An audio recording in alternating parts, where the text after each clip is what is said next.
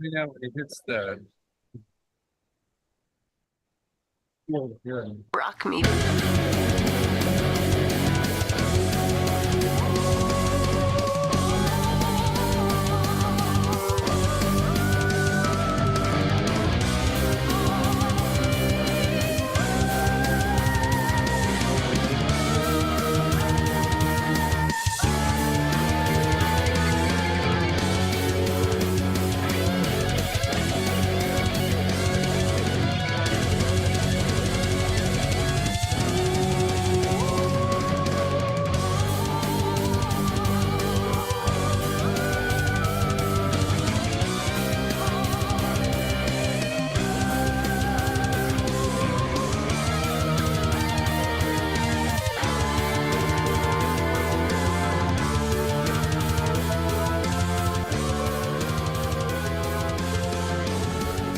Welcome, Humboldt Roller Derby fans, to another Saturday night in Franceschi Hall, a doubleheader tonight. Root Force will take on Shasta, and then in our second game, it'll be the San Fernando Valley versus the Redwood Rollers. We are here on KZZH Radio. I'm Paul Brasou, your broadcaster, along with Mateo Noche here tonight for an evening, a doubleheader that's being titled Winter Reckoning. This is the last bout of the year for the 2024 season. For reasons that will be explained later, it's not a sanctioned bout. But speaking of sanctioned bouts, the Redwood Rollers have achieved a ranking of 17th in the Western region, their highest regional ranking since regional rankings have been issued after their great effort last time out against Cherry Hill. Tonight, Shasta and Root Force, as we said in the first game. Some of you may have thought that it was going to be San Fernando and Root Force in the first game. And originally that was the schedule, but it's been changed as San Fernando traveling up. Shasta here, the most local team that our Humboldt Redwood Roller Derby plays. So they're going to play the first game tonight here at Franceschi Hall. They call it Winter Reckoning, and Mateo, it's cold. It is very cold in here, but I think they're going to heat the place up. I think they're going to heat it up, but I'm going to tell you, fans, one thing I would not like to have happen to me is to be body checked onto the floor tonight.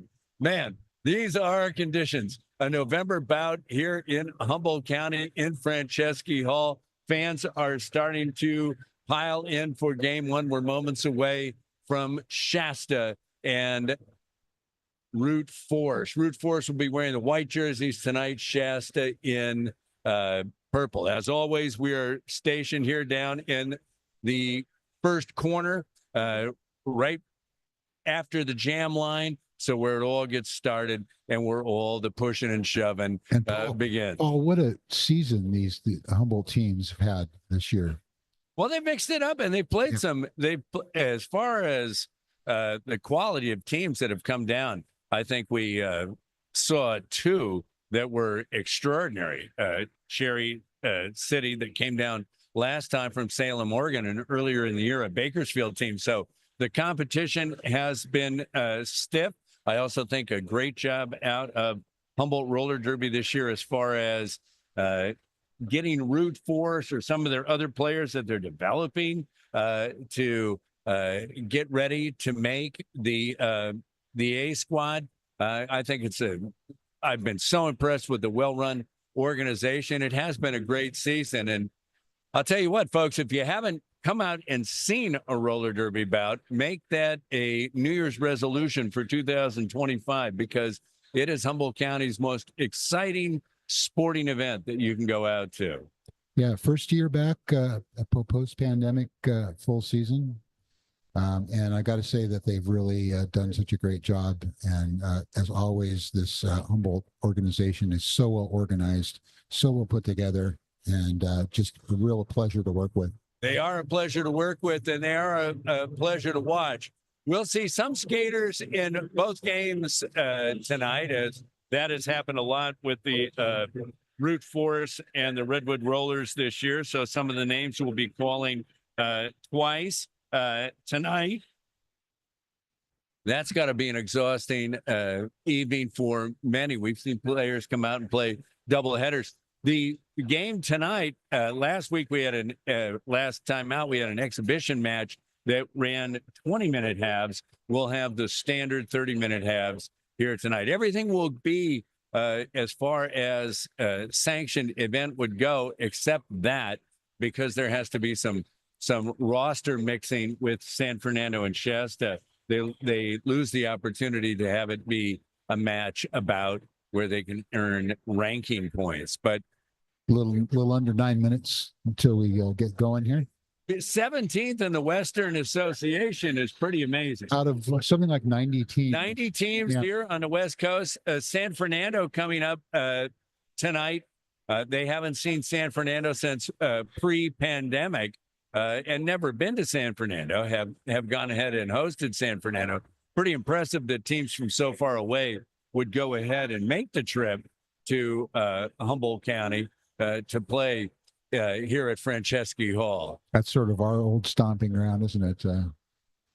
Well, you know, when you talked about the history of the San Fernando team, they kind of formed out of a initial kind of startup team, the LA Derby Dolls. Now, okay, and that's the history of the San Fernando team. Of course, for you and I that grew up in the Los Angeles area, our association with roller derby was the LA Thunderbirds, yeah. T-Birds, yeah. And Dick Lane and the great job he used to live do from the Olympic Auditorium. The Olympic Auditorium. And that was the old bank track. And I think people, when they come to roller derby, the most noticeable change in adult women's roller derby is that we don't have the bank track anymore. We have a flat track.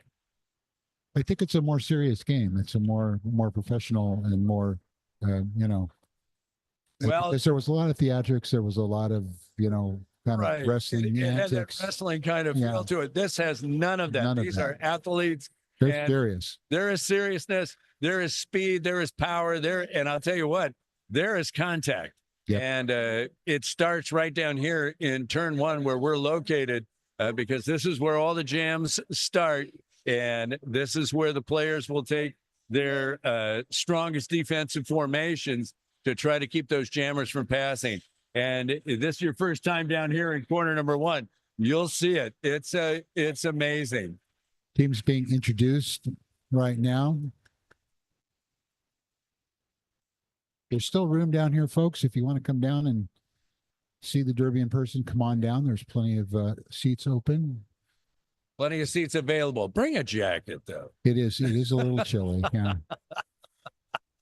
And hopefully it will heat up once it starts. So we'll see what we're looking at tonight with the Route 4. So I'll tell you, I'm anxious to see last bout's jammer of the bout. We interviewed Furious George, and she had a breakout game in the exposition, and she's going to be one of the starting jammers tonight. So I'm excited to see that. We'll see some of players a couple times. A jammer that everybody recognizes, Cloverkill, has been fantastic for the Redwood Rollers this season. A lot of speed and power. So we'll see them tonight, and we'll see.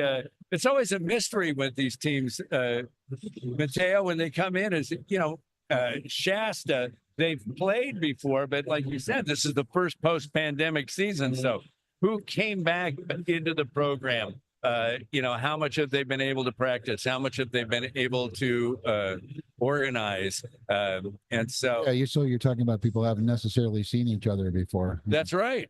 So the teams that, any sort of scouting report you would have had on a team like Shasta that you would have played season after season, you might have to throw that one out the window, because the bottom line is they could be a different look completely with who they've had to recruit. Speaking of recruiting, one piece of information I found out this week about the Humboldt Roller Derby is they're going to bring back the sapling. Yes. The under 18 group that gets, you have to be 18 to play. you have to go ahead and have that consent. But you got to start by bringing players up, and I think that's a fantastic. The band just kicked in. It's a fantastic part of the program to bring young players in and get them involved in the sport.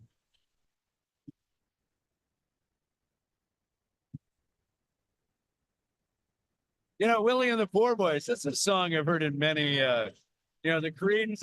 I think I have this idea of a Disney special with the Osmonds on top of an open air. Where's Cher when you need her?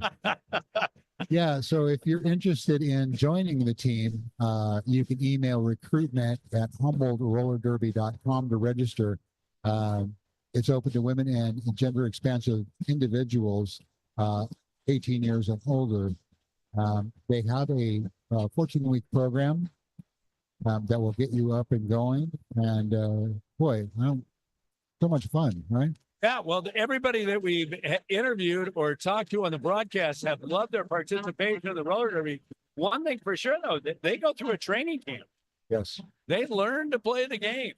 And the first training camp is an introductory to the skills, but by the second training camp, contact.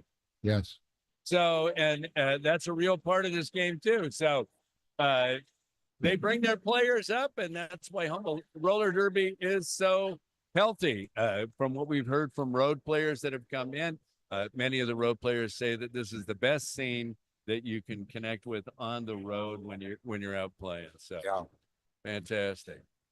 About 2.5 minutes to the start of the first bout.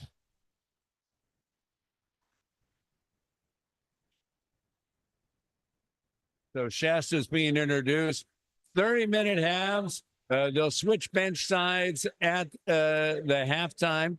The route force, as I said, wearing the white jerseys. They're going to be in the northeast corner, far corner, corner number 3, I call it. And in corner number 4, the northwest corner, is where Shasta is going to start. I'll teach you something about roller derby right off the bat. The numbers are crazy because, Humboldt has numbers, eco-terrorists wearing the 20, and then you've got Carl Sparks at 1,848. Wow. Anybody can wear any number. And for Shasta, they're not too bad. They go from 2 to 510. I've never seen rosters like this in my life. And of course, Shasta has all kinds of colorful names as well as Humboldt. So tonight we'll be calling out Glitter Von Hitter, Scorn Trooper, Vonda Kupovich, Tequila Riot, Goody Two Screws. So all the kinds of names that come out on a broadcast has been what's been fun about it. You got to love the roller derby names. I do love the roller derby names. That would be a tough thing to do, is to come up with the identity. Speaking of that, here are some identities we should give you. The referees for tonight's first bout. Jeannie on the throttle is a jam timer. Megalodonna is an outside pack rat. Referee Lebowski is also an outside pack rat. Harry Pitfall will be the inside pack rat. Quake and Bake, a jammer referee. Aurora Chaser, an outside pack rat. Our head referee tonight is Missy Elliott. And then Hellwood Blues is also. Shasta team just took their first lap and high-fived the Humboldt team as they went by. And now they're getting ready to introduce our Humboldt team.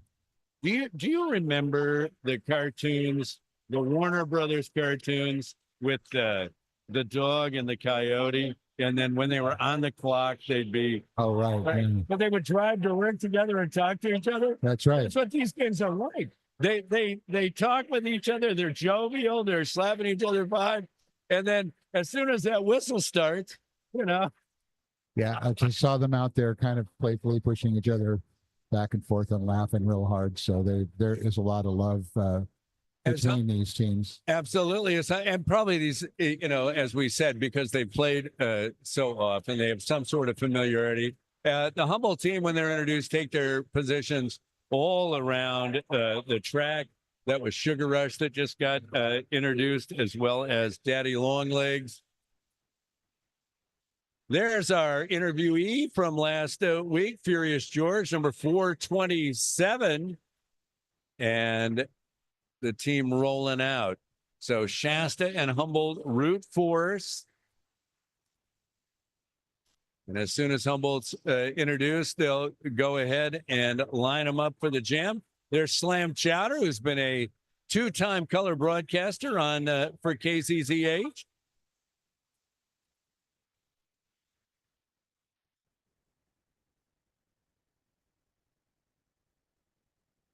So you're listening to KZZH Radio 96.7, Eureka Community Radio from Access Humboldt. Also, want to thank an underwriter here. The broadcast is underwritten by the Speakeasy Bar, a New Orleans-inspired custom-built bar. And if you've been to a bar in New Orleans, those are fun bars. Seasonal craft cocktails, locals fresh ingredients, live jazz and blues. It's got music and more, located at 411 Opera Alley. Thank you to our broadcast underwriters. They make this possible for you to hear and see. Yes. The simulcast, as Benny used to say. Right. And we are working on improvements for next season's broadcast. And what are those improvements? Well, I shouldn't jump the shark, as they say. But I think we're going to expand our video coverage and have more angles. And so there's the rumor as we're lining up for the first jam. And this, Mateo, is the toughest part of the broadcast, to see who the jammers are when you are down here. And that looks like for Humboldt 13. Is it Cloverkill? I can't.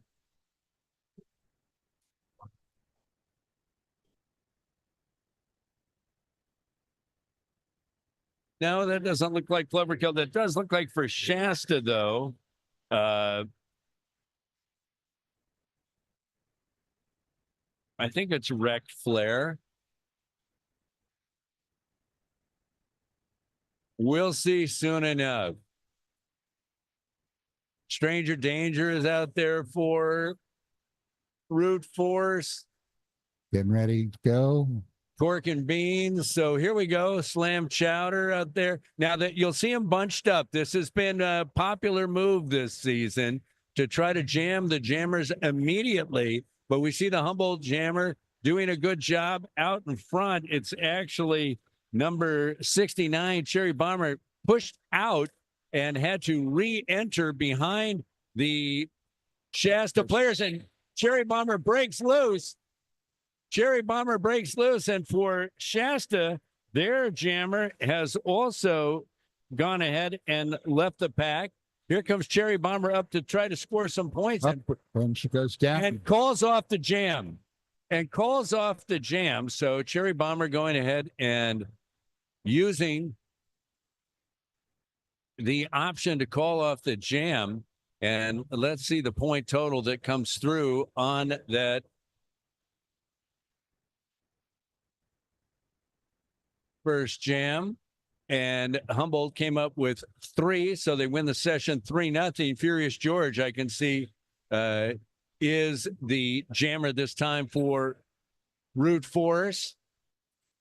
And knocked out is going to have to re-enter back in front of the defenders. Meanwhile, for Shasta breaking few, this is Wrecked Flare, and Wrecked Flare is going to be the lead jammer here.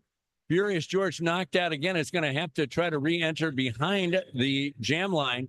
Wrecked Flare, though, has the opportunity to score the points and is currently mixed up in the triangle. There she goes. There they go. There they go. So Wrecked Flare pushing forward. and calls off the jam. So let's see what the big Furious George never caught up. And 1 point only for Shasta. So 3-1 after 2 sessions, low scoring start. Furious George not able to break through that time.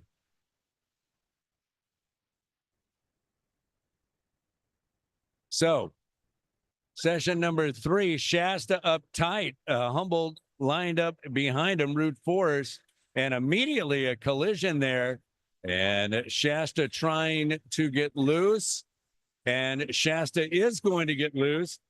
Number 42 for Shasta, Swifty Mays. Meanwhile, for Humboldt, trying to push through his Poetic Justice with the jammer star on. And breaking through Shasta. So Swifty Mize. Cloverkill comes out of the penalty box. Cloverkill wearing the panty of the pivot. But Swifty Mize is going to get through again and then call off the jam. So a successful session. So that, Mateo, is the key.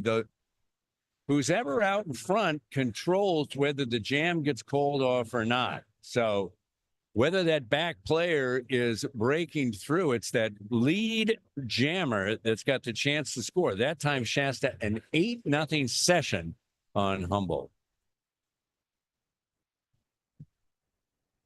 So here we go here in session number 4, and Shasta breaking through, and it's going to be number 28 taking a Ramby Rhino, taking a spill, and Ramby Rhino is going to be sent to the penalty box. So now with Rhino in the penalty box, that means Humboldt is the only one with a chance to score. Not Lisa, knocked to the ground and getting up and swinging past the Shasta defenders on the inside. And an outstanding play with the Rhino in the penalty box. It means that not Lisa is the only person with a chance to score right now for Humboldt. Hung up in the triangle of Shasta. Glitter Von Hitter doing the job of the blocking. And not Lisa finally getting through. So Ramby Rhino has yet to break through the initial Humboldt defense. And great job out of the blockers for Humboldt. Meanwhile, not Lisa knocked out and is going to have to go back and enter. In fact, not Lisa being sent to the penalty box. So now Ramby Rhino has that opportunity and yet to get loose, but finally making a move on the outside. Little twinkle toes on the outside line. That's why you have outside referees, to make sure they stay in. And here comes Ramby Rhino down here to turn 1 with her blockers in front of her. Great look here by Shasta. And Ramby Rhino now taking on the Humboldt blockers and doing a great job. Tippy toe on the inside. And it's going to break loose for points. So in this session, Humboldt is ahead in the session 8-4. It's 13-11 game score wise, as Ramby Rhino is going to try to get some more points. And that's going to be the end time wise of the jam. An 8-8 a 10-8 advantage for Shasta. 18 points on the jam. Yeah. 10 and 8. That's a very high scoring jam, especially for a game that started out kind of slow. 19-11 Shasta, very close here at the start. That's Furious George again, along with Rec Flair for Shasta. Furious George could not break through last time. More of a speed player. Can they get Furious George to the inside, knocked down to her knees? What an effort pushing. Wow. Look at that. Tremendous block an effort by Shasta. And Shasta is the one with Rec Flair that has the lead jammer right now. And on the pivot, that was Slam Chowder knocking out Rec Flair. Furious George has finally broken free. Can Furious George catch up to the pack and score some points? Actually, the panty has been switched. We have a new jammer for Humboldt. It's Perry Snot. Perry Snot. Love it.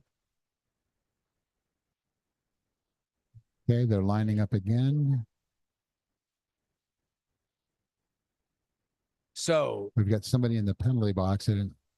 Penalty box right now, unfortunately for Humboldt, is Perry Snot. With Perry Snot in the penalty box, that star on that helmet means she is the jammer and she is the one who can score some points. So this is a situation where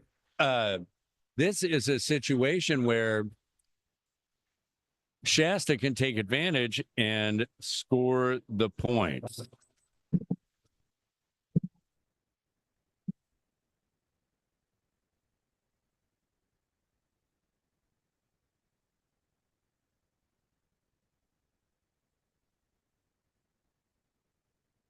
So timeout is called right now as they're going ahead and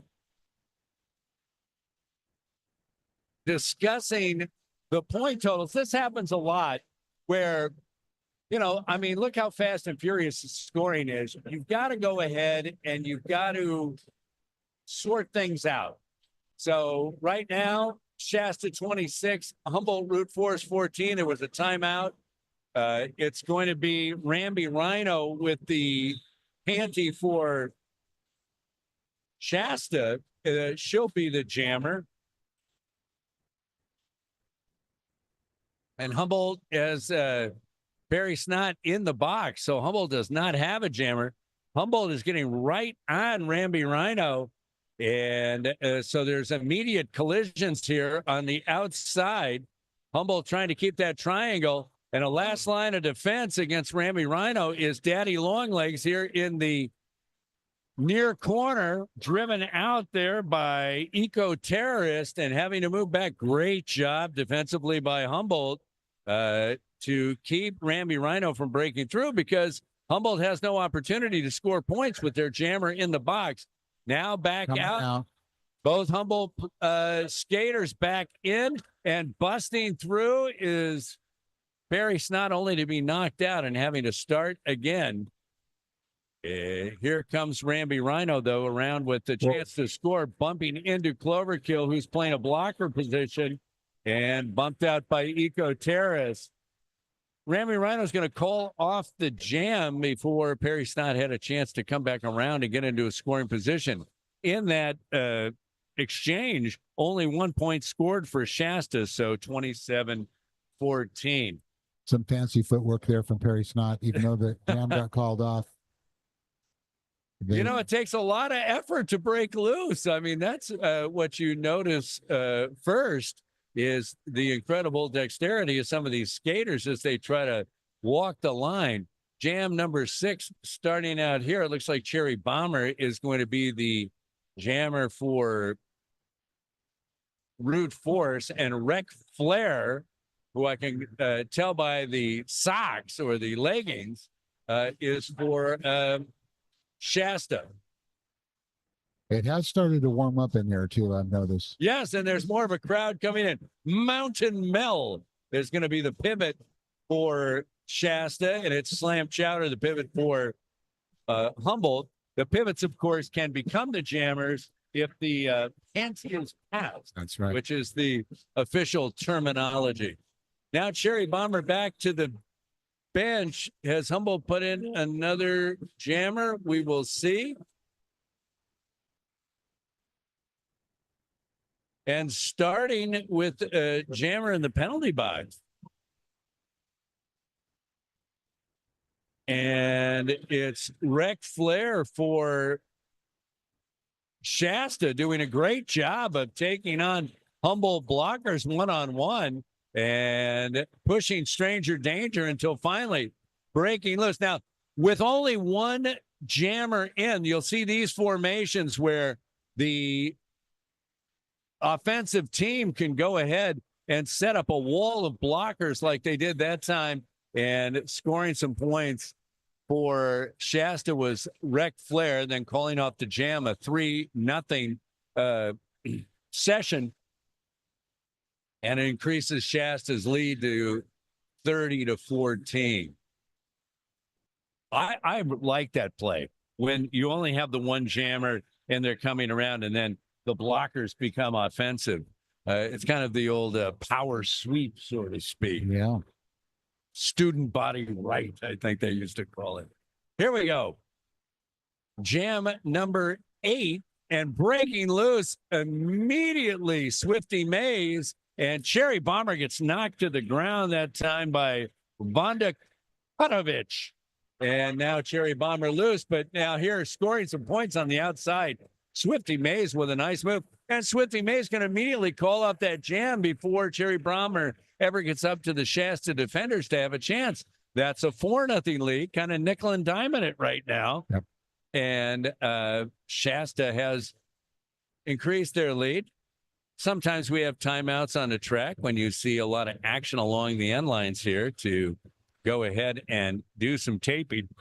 Great to see the smiles out there, even amongst the hardest hits. You see them smiling and obviously having a great time.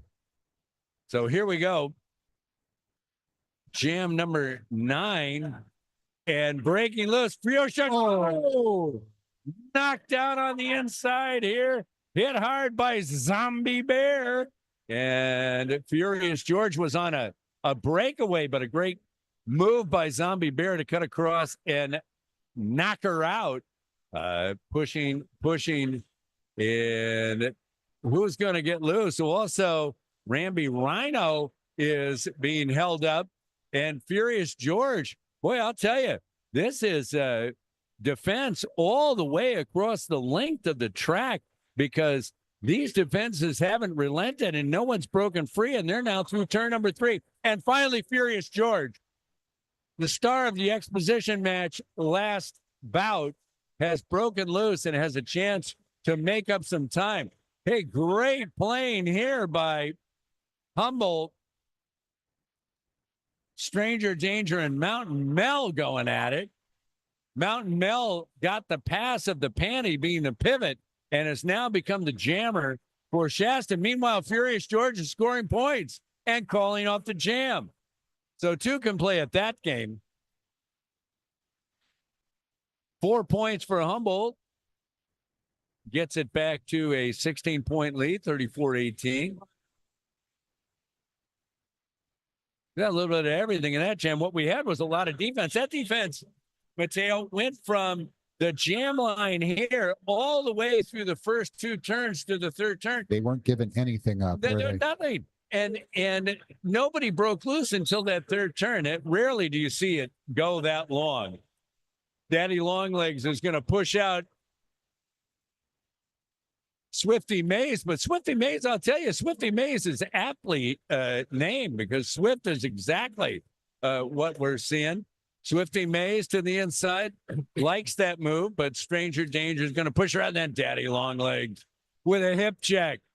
Meanwhile, for Humboldt, we're seeing a passing of the panty, but they're well behind. Poetic Justice getting gummed up. Swifty Mays now getting knocked to the inside and hasn't been able to break through Cloverkill and Daddy Longlegs in turn 2. So another outstanding defensive set for both squads, as the defenses have been extended tonight. Poetic Justice now coming around for their first chance to score. And Poetic Justice is going to make a move on the outside and pick up some points. And that's going to go down hard right there. That's got to hurt. Vonda Kutovich making the play there in turn 4. Wow, Swifty Mays scored a last point going backwards on one skate. That can never be a nice feeling. 42-22 is an 8-4 session, and we'll line up for Jam 10. 16:03 to go in the first half. 42-22, kind of a slow scoring start. We've seen a lot of strategy tonight that has been the same for both squads, where they've stopped the jam shortly after they've scored a couple of points. We haven't seen the long running jam. Sometimes you can get these jams 12, 16 points. We haven't seen anything like that tonight. Brute force down by 20. Which is not much in roller derby. got about 16 left to play. 16 and change. They're lining up. Jam number In 10. this half, that is. Say it again. In this half. In this half.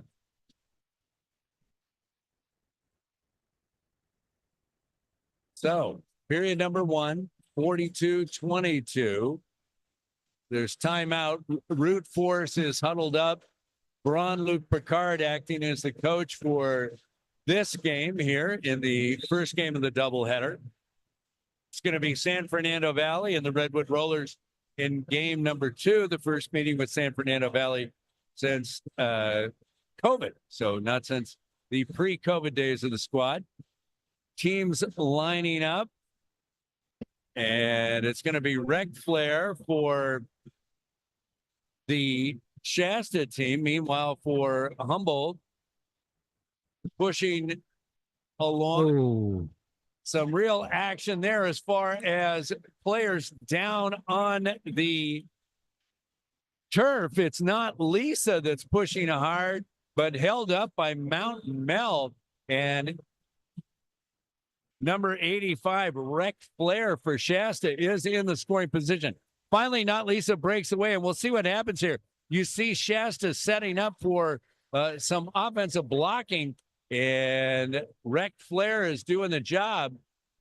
Not Lisa has yet to catch up and be in scoring position. As soon as Rec Flair passes the last of the Humboldt Root Force defenders, they're going to call off the jam. So once again, a jam that is low scoring, 3-0 in favor of Shasta. 45-22 with 14:55 to go here in period number 1. We see a pattern here. This has been how they've played this game.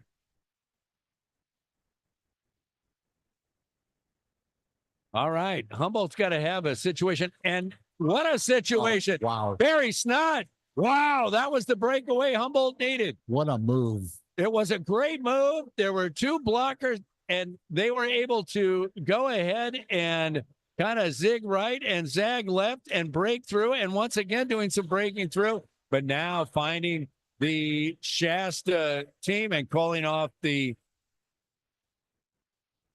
jam. The Shasta team was lined up in the perfect triangle, and Perry Snott just found themselves right engulfed in the middle of it. And so in order to at least get some points without Rec Flair catching up and passing somewhere, the Root Force defenders called off the jam, and that was just a 2-0 jam. So we're already in jam number 12, and it's just 45-24. Cherry Bomber for Humboldt breaking through. Cherry Bomber breaking through at the same time as Swifty Mays. And this is a really entertaining part of the game because you get both jammers out front, and Swifty Mays delivers the blow and calling off the jam because they were both out in front. So they had that option. Once Cherry Bomber was taken to the floor, called off the jam. Yep. Nobody scores in jam number 12. So we go to jam number 13, the same as we were before jam number 12 at 45. Lining up again. You know, that's an interesting play when you get both jammers out in front, and then they're going at it Yes. at a higher speed because they've broken away from these defensive triangles, and that's what makes that entertaining. Furious George with a fast start. I tell you, Humboldt doing a great job. And they said, Furious George knocked to the floor by Stormtrooper, but now Furious George back up with Rec Flair. So here's another one of those situations where you've got both of the jammers out in front, and it's going to be Furious George first. And Rec Flair is going to take advantage of the situation as the triangles collapsed around Furious George. Rec Flair went to the outside and then immediately called off the jam. 4-2 was the score in that session.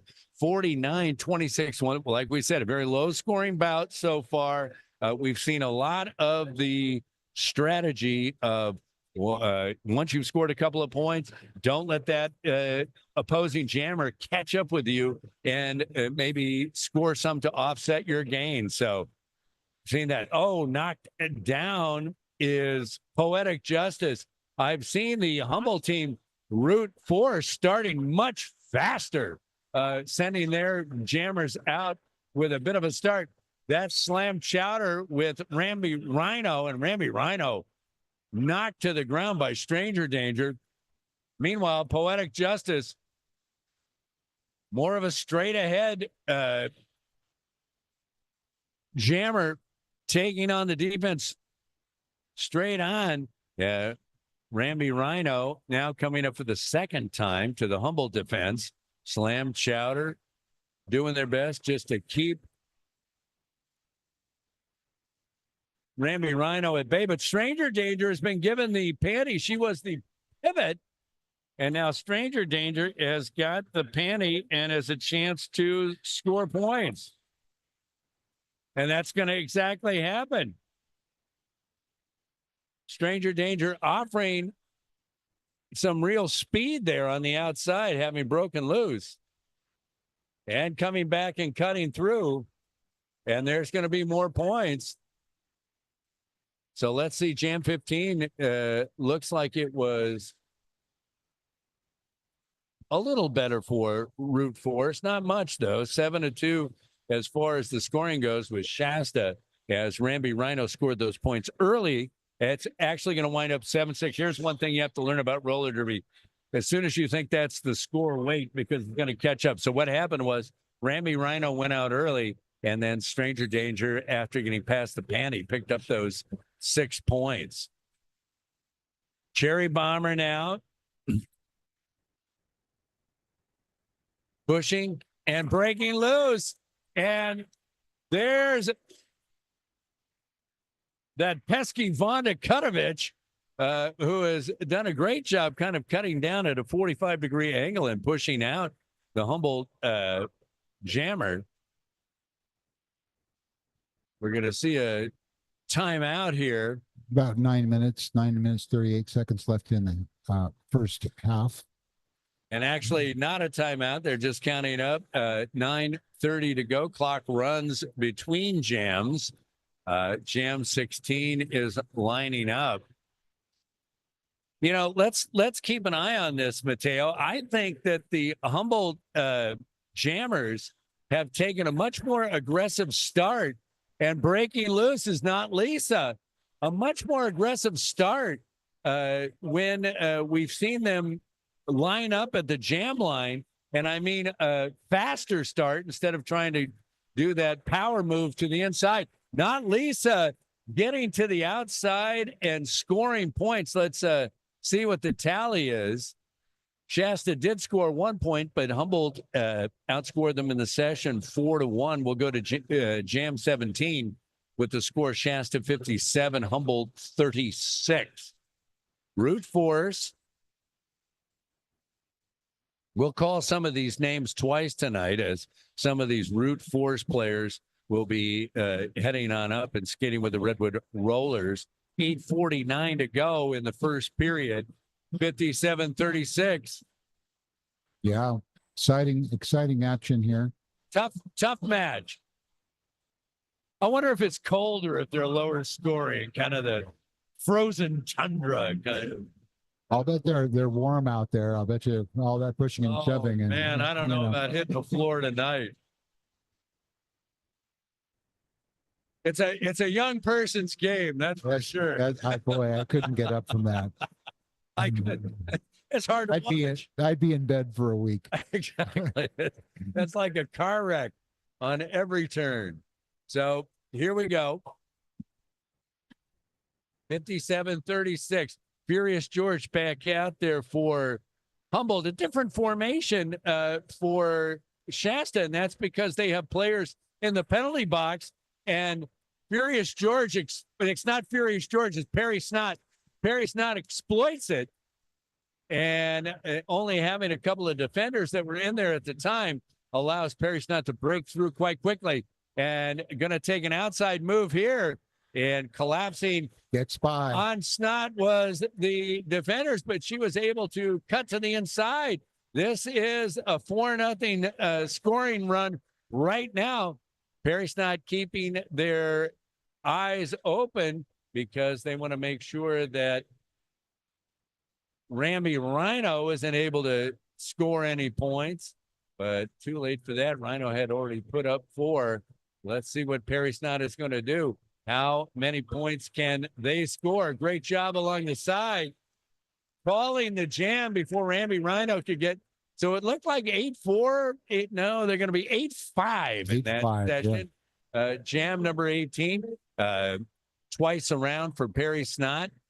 Cuts the deficit to just 18 points, 62-44. About 7:30 left in the first half.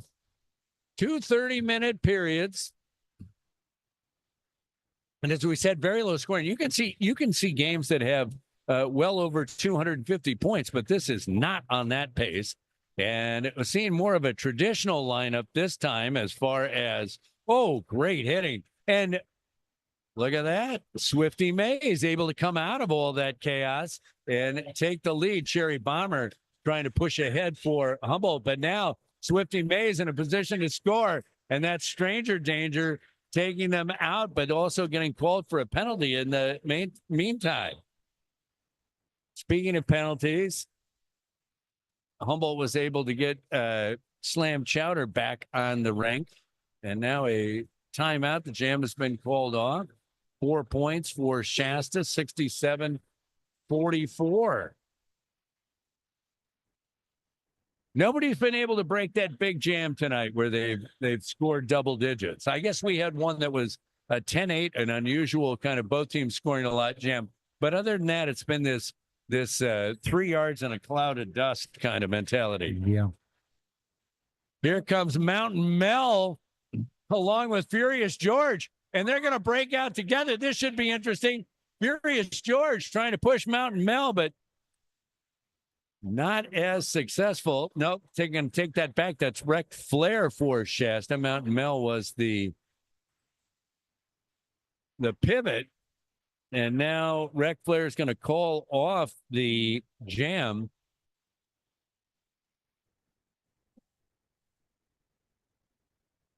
And let's see what the totals were. And it looks like on jam number 19, Humboldt won that jam, the session, 1-0. They're keeping it at about 20. They just can't get any closer.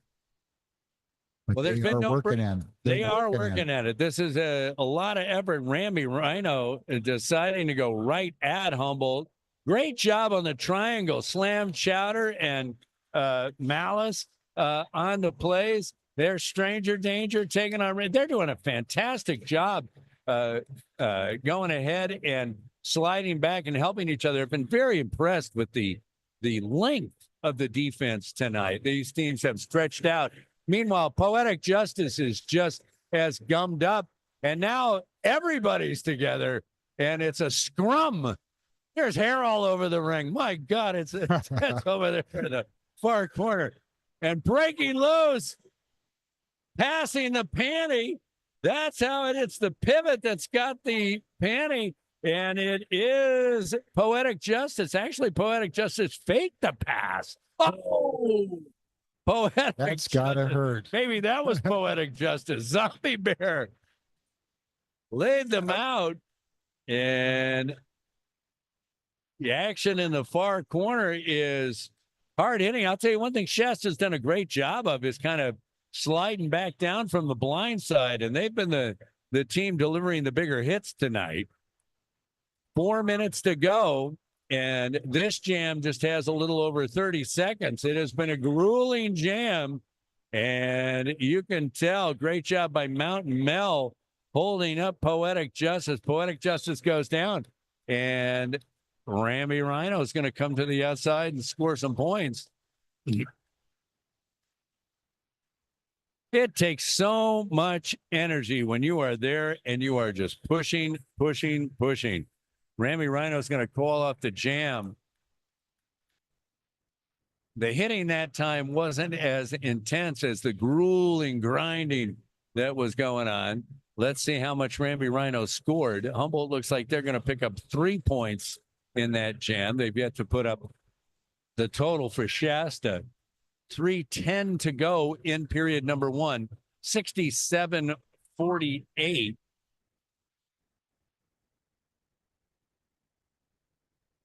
And here we go. Jam number 22, breaking loose. Swifty Mays. Swifty Mays had a great half. Meanwhile, Humboldt having a hard time holding Swifty Mays back and Calling off the jam. into the jam. Yeah.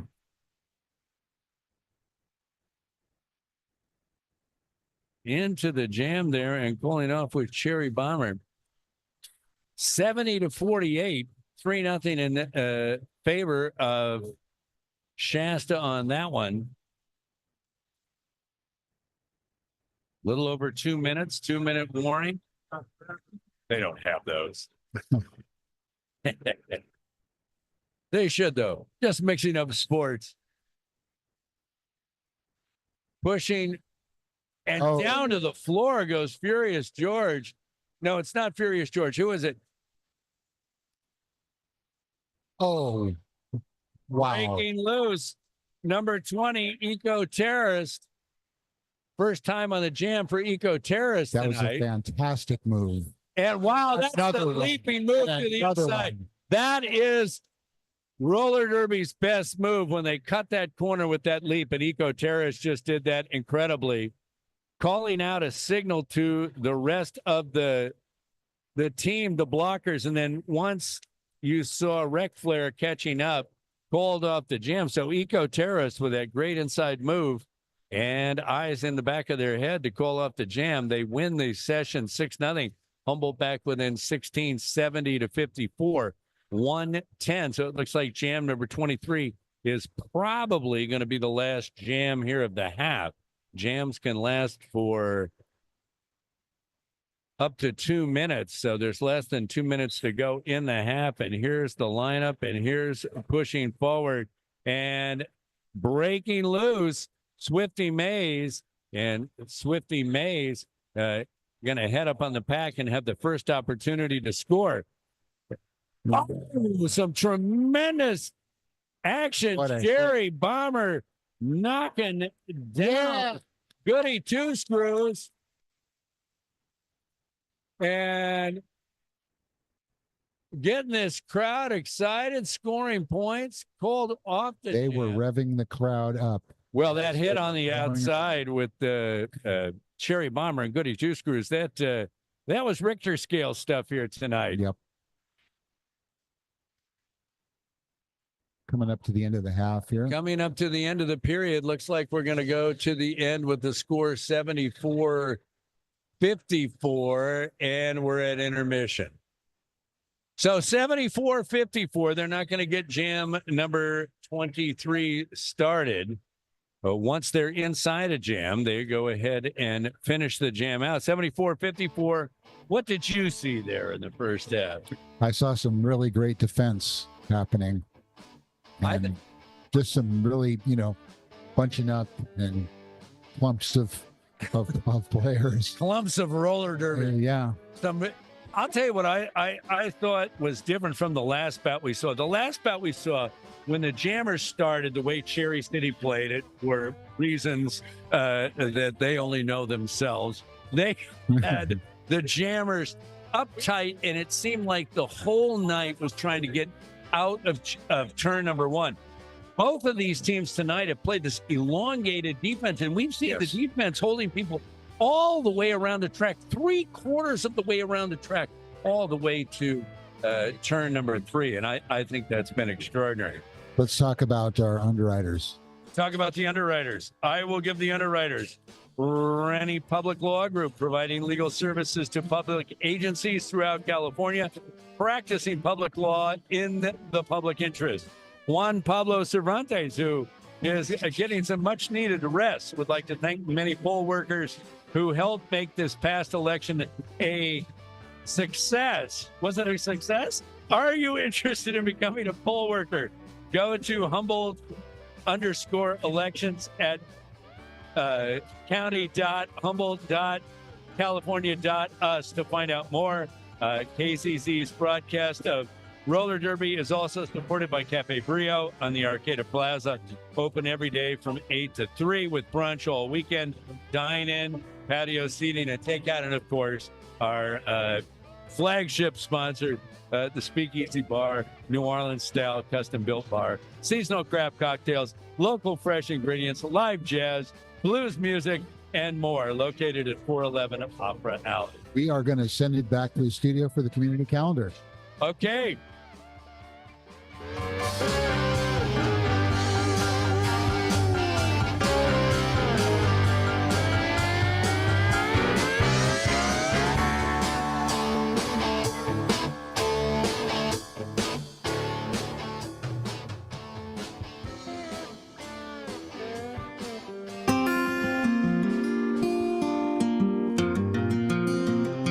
Welcome to the KZZH Community Calendar for the week starting Friday, November 15th, 2024. On Friday, November 15th, experience Queer Joy from 5 to 8 p.m. at Cal Poly Humboldt's Goodwin Forum in Nelson Hall East, 1 Harp Street in Arcata. The university's Eric Rolfs Multicultural Queer Resource Center invites students to explore identity, gender affirmation, and self-expression. Experiment with makeup and the ERC's gender-affirming clothing closet in a supportive environment. Plus, pizza, snacks, and drinks. Email mfc43@humboldt.edu or call 707-826-3011 to find out more. Also on Friday, we could all use a little Clown as Global Citizen, the healing power of laughter in places of suffering, from 6:30 to 8 p.m. at Del Arte's Carlo Theater, 131 H Street in Blue Lake. Del Arte's alumnus and former company member Tim Cunningham returns to the Carlo Theater to present on the healing power of laughter in support of the new healthcare clowning program. Donations are appreciated. Email info@delarte.com or call 707-668-5663 to find out more. On Saturday, November 16th, check out Mask Making with Sean Lang from 10:30 to 11:30 a.m. at the Rio Dell Library, 715 Wildwood Avenue. Learn how masks tell stories and how to tell your own using paper plates with maker, physical theater artist, and Del Arte graduate Lang. This event repeats at the Ferndale Library, 807 Main Street from 1 to 2 p.m. Email literacyhelpers@gmail.com, go to humlib.org, or call 707-445-3655 to find out more. Also on Saturday, you can take the King Tide Tour at the Arcata Marsh from 10 to 11:30 a.m. at the Arcata Marsh and Wildlife Sanctuary, South I Street. Meet leaders Elliot DeBille and Barbara Reisman on I Street in the first gravel parking lot from Samoa Boulevard across from the Green Wall to learn about the highest tides, sea level rises, and future impacts. Please wear waterproof footwear and be prepared for a large crowd. This is a rain or shine event. Email info@arcatamarshfriends.org or call 707-826-2359 to find out more. Finally, on Saturday, you are invited to a Harvest of Community starting at 7 p.m. at the Eureka First United Methodist Church, 520 Del Norte Street. This is a Company of Voices concert celebrating the bounty of harvest time and the blessings of supporting each other in our community. Free, but a donation would be appreciated. On Sunday, November 17th, the perfect Sunday combination of wine and jazz from 5 to 3 p.m. at the Morris Graves Museum of Art, 636 F Street in Eureka. This is a monthly performance series highlighting Humboldt County performers at the regular admission price. Go to humboldtarts.org to find out more. Finally, on Sunday, take the Eureka Waterfront guided birding trip from 9 to 11 a.m. Eureka Waterfront starting at the foot of Del Norte Street with leader Ralph Boucher. This relatively urban trail offers the potential to observe species abundance and diversity. Email thebook@renanet.com to sign up or go to rras.org to find out more. On Monday, November 18th, there will be a webinar, Electrify Your Home Without Upsizing Your Electric Panel from 6:30 to 8 p.m. Join the Redwood Coast Energy Authority online to learn how to electrify your home without the need for costly panel upsizing. Register online by emailing info@redwoodenergy.org or by calling 707-269-1700. On Tuesday, November 19th, there will be a True Color of Resistance art space from 6 to 8 p.m. at the Arcata Playhouse, 1251 9th Street in Arcata. This is a community art and expression space to socialize and create art. Various mediums and supplies will be provided. It's part of Trans Week of Resistance. Go to eurekasisters.org to find out more. Also on Tuesday, it's English Express, an online English language class for adults. Build your English language confidence in ongoing online and in-person classes. All levels and first languages are welcome. You may join at any time, and pre-registration is not required. Go to EnglishExpressEmpowered.com or call 707-443-5021 for more information. On Wednesday, November 20th, don't miss Family Story Time starting at 3:30 p.m. at the Blue Lake Library, 111 Greenwood Avenue. Enjoy stories with local storyteller Kit Mann every third Wednesday of the month. This event is for children of all ages with their caregivers and other family members. Go to humlib.org or call 707-668-4207 to find out more. Also on Wednesday, check out the 60th anniversary of the 64 flood starting at 12:30 p.m. at the Eureka Women's Club, 1531 J Street. Arlene Harton speaks about the Pacific Northcoast Great Flood of 1964. Call 707-442-3458 for the details. Finally, on Wednesday, there will be a teen court volunteer training from 4 to 6 p.m. at the Gene Lucas Community Center, 3000 Newburgh Road in Fortuna. Learn to be a juror in this teen-run real court and make a difference in another teen's life. This training is for 8th through 12th graders. Email fortunatc@bgcredwoods.org, call or text 707-617-8160 to reserve a spot. On Thursday, November 14th, express yourself at the Writers Group from 5 to 6:30 p.m. at the Christ Episcopal Church, 1428 8th Street in Eureka. Writers share all types of writing and get assistance from one another. Drop-ins are welcome at this non-faith-based event. To submit your nonprofit event to the KZZH community calendar, go to kzzh.accesshumboldt.net and follow the community calendar link located near the top of the page. Your event information will be read twice a day, at noon and 5 p.m. on weekdays and at noon on the weekends. Your event information will also be shared on Access Humboldt TV's bulletin board. Access Humboldt, local voices through community media. For KZZH in Eureka, I'm Isabella Vanderheiden.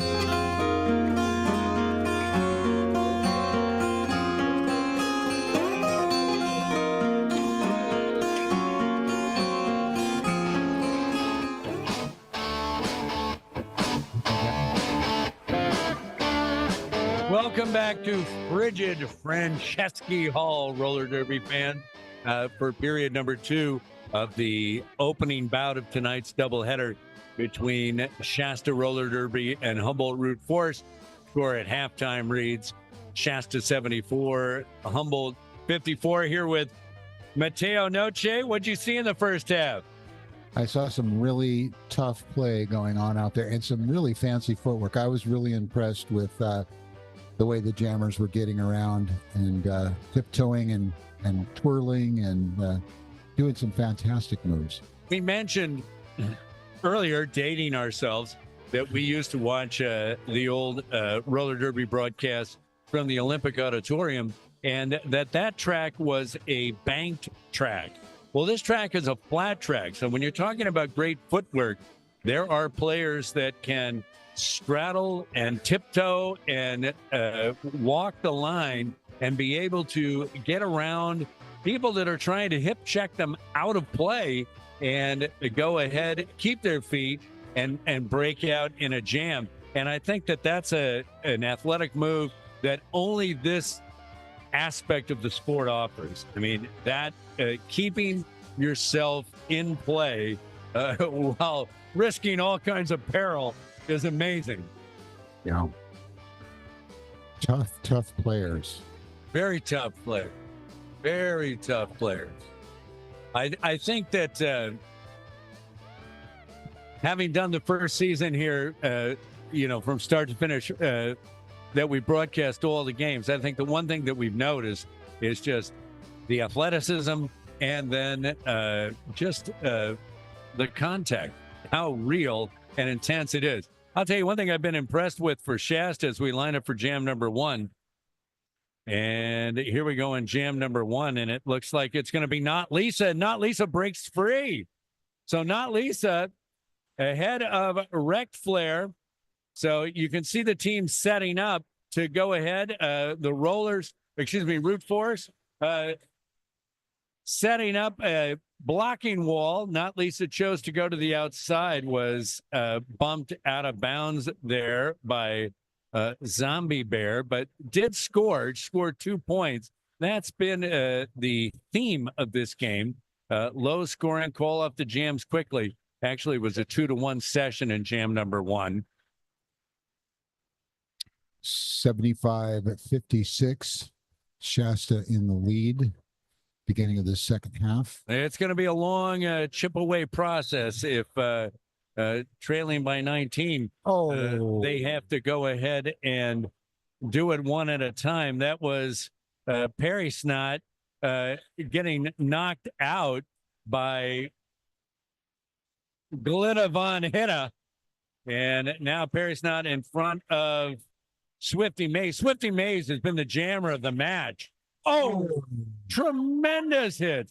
Boy, Perry Snot, how she was able to withstand that. Got pushed out and now back in. Now back in, and that is Mays. Swifty Mays is going to go ahead and pull off the jam. Some tremendous hitting. Once Humboldt has broken loose tonight, the Roots force, they have come up against a very, very stiff defense as far as bracing themselves against the jammer by Shasta. Shasta's been outstanding at that. 79-57, jam number 3. And it's Furious George following some great blocking out front. And then look at that. As Furious George was fighting off blockers, it was Ramby Rhino that's going to go ahead and break loose and be the first of the skaters with a chance to score points and run into stranger danger. Ramby Rhino scoring points. Daddy Longlegs breaking back to try to breaks through, hold them. But what's going to occur is Ramby Rhino going to call off the jam. Maybe one reason, Mateo, that we've seen shorter jams by Shasta is they pretty much run just 3 jammers tonight. They've run Rec Flair, Mays D, Swifty Mays, and Ramby Rhino. And so they're going with shorter rotations and calling off the jams, and it's worked for them. They won that session 4-3, 83-60. And I think with as hard as it's been to score, and right now, it looks like Rec Flair is a little bit ahead of Poetic Justice as far as breaking through the pack.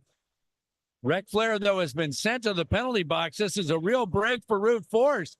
Poetic Justice just cannot get past that last defender out there in the far turn. And finally, my goodness, great defense there by Goody Two Screws. A one-on-one, and Goody Two Screws for that stand. Now look at the bracing for the defense for Shasta as back in that turn number 3, Poetic Justice trying to push ahead and doing a good job scoring some points. Remember, Rec Flair is in the penalty box, and with Rec Flair in the penalty box, Shasta doesn't have an opportunity to score. So it's Root Force grinding, driving, and that's going to be more points for Humboldt. Root Force breaks free. Poetic Justice. And with Rec Flair back in the rink, we'll see if Poetic Justice calls off the jam, but not before trying to score some more points. And unfortunately turned into the triangle there and is now kind of locked up and knocked out. Calling off that was jam. Scam Trooper. Jam called off, and a nice jam for Humboldt. The 7-0 score on that. Haven't had jams even of that difference tonight for Root Force. So 83-67. I don't think Humboldt can afford to fall too far behind here in this half because the scoring has just been too darn tough. Yeah, they've never been closer than 16 since the first half. Swifty Mays knocked out and has to start again. Meanwhile, for Humboldt, Swifty Mays, wow, what a move on the outside to break through the pack while Cherry Bomber was in the middle of a scrum, and now Swifty Mays with a chance to score. Cherry Bombers been knocked out, and Swifty Mays took advantage of the confusion there and just raced past the Humboldt defenders. Now with blockers in front of Swifty Mays, they have a chance to score more points. They do. They pass for a second time and then call off the jam, and that's an 8-0 jam. 2 runs of 4 there, 91-67. Fantastic run there for Shasta. Yeah, really great moves. And I think, if Humboldt's trying out some new jammers tonight, and you can see it, when you have an opportunity to turn, they've turned into the defense a couple of times, as opposed to some of these break loose moves that we've seen from some of the more experienced jammers. So pushing, and knocked out. Goody Two Screws is going to knock out Not Lisa. Meanwhile, Ramby Rhino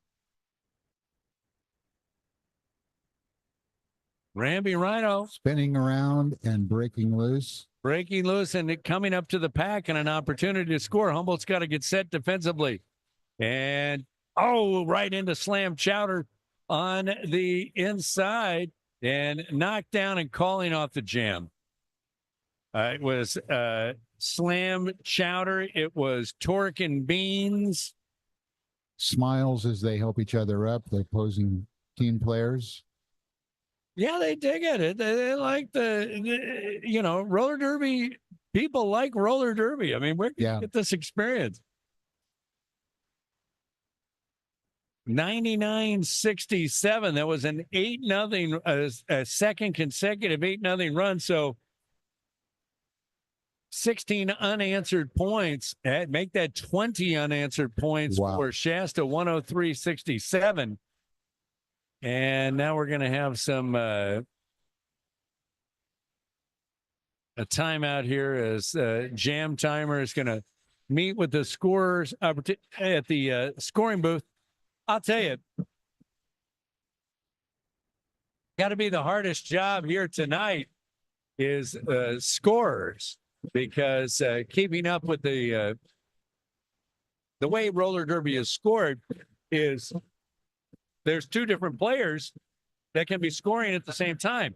And with these 2 different players scoring at the same time, tough to keep track of. But if you are keeping track, you're keeping track on KZZH Radio 96.7. That's what you're listening to. KZZH 96.7 Eureka Community Radio from Access Humboldt. And we're happy to do it. This is the last bout of the year. Had 6 bouts on the air this year, most ever in the history of the program. It's interesting to watch the constant repair to the rink throughout the game. They're out there with tape. Well, it's, the rink is taped, and why it takes so much abuse is because the people in the skates are trying to get by at the fraction. Yeah. Not much room for error as Perry Snot. Wow. Perry Snot got knocked down, and got right back up and shot through a hole, and now is the lead jammer. That was just outstanding. Moving fast. And coming into the middle of the defense. The jam. Glitter, not hitter, is going to go ahead and make the initial contact. And let's see what the score worked up to be. Not very much. 2-0 in favor of Route 4, 95-69. You'll notice the referees, jammer referees, have little orange Post-its on their fingers so the scorekeepers can see their fingers better. 21-41 to go in period 2, 95-69. Not insurmountable, but as grueling as this game has been, and as hard as points have been. You mentioned the referees, and they're working hard out there too. They are working hard. They're working the hardest, I think. They've got a lot to watch. They've got to keep up with the action. They are following the action. Penalties, calling penalties. Yep. Unbelievable. So, 21:38 left in the period. and a 26-point lead, which I think is a lot for Humboldt to overcome at the moment. Not insurmountable by any means, but we just haven't seen in the 40 minutes, near 40 minutes of action we've had so far, we just haven't seen Humboldt go on a big run. Yeah. And I think the key for Shasta has been a great defense when Humboldt's come around and been in the position with the lead jammer to score. Shasta has taken them on and met them hard. So 96-69. Look at that, a palindrome for the score. I see Braun-Luc Picard over there coaching. And Braun-Luc is going to be the announcer with us in game 2. Yep. And we can ask about some of this strategy. So a timeout here, working at the scorer's table, trying to figure out what the actual last session was as far as working out the score. There's a timeout. Both teams talking to their coaches on it. Period 2, they switch the sides of the benches. So benches actually, one team lifts up off their bench and comes and they flip-flop. So Humboldt is in the northwest corner in turn number 4, and Shasta is in turn number 3 in the northeast corner. It does give the team that's in the northwest corner the closer access to the start of each jam at the jam line.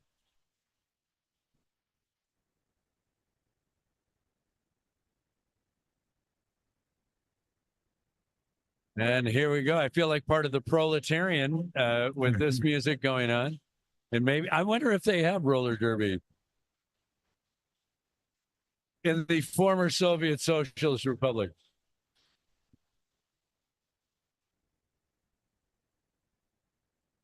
Come the revolution, comrade. Yes.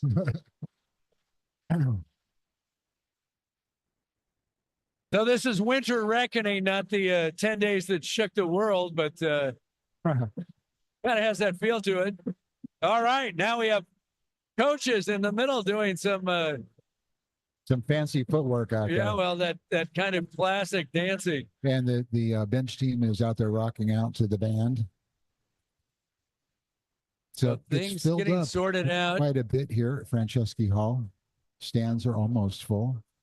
Doubleheader, first game of the doubleheader. Couple seats left if you want to come out and see the second game. There's room. Got the back grandstands filled as well. 21:41 to go. Second period, 95-69 in favor of Shasta. First game of 2. Second bout tonight will feature the Redwood Rollers against San Fernando Valley. That's a long way to come up for a game. And that's why some of the arrangements of tonight's doubleheader were switched. San Fernando was originally going to skate against Route Force, but because of the length of the trip, they went ahead and changed the order of the doubleheader. And because of that, and because of the necessity to maybe borrow a couple of the Shasta players, what's going to happen is the bout with San Fernando will not be a sanctioned bout. The reason the referees have made their deliberations and are rolling away. Okay. The reason that it's not a sanctioned bout and what's going to go on is allowing to have that flexibility with the rosters so we can have a doubleheader tonight. So we've yet to start the jam. When we start, it'll be jam number 7. And we are finally ready to go. Both sets of defenders taking their defensive formations in front of the jammers.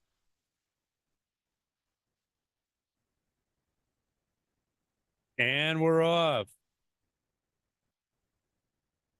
Harry Snott is doing the jamming for the Route Force and is going to break loose first. And Wreck and Flair is going to have to go to the penalty box. So here we go. That outstanding opportunity. But look at this. The Humboldt blockers aren't in front enough to help out.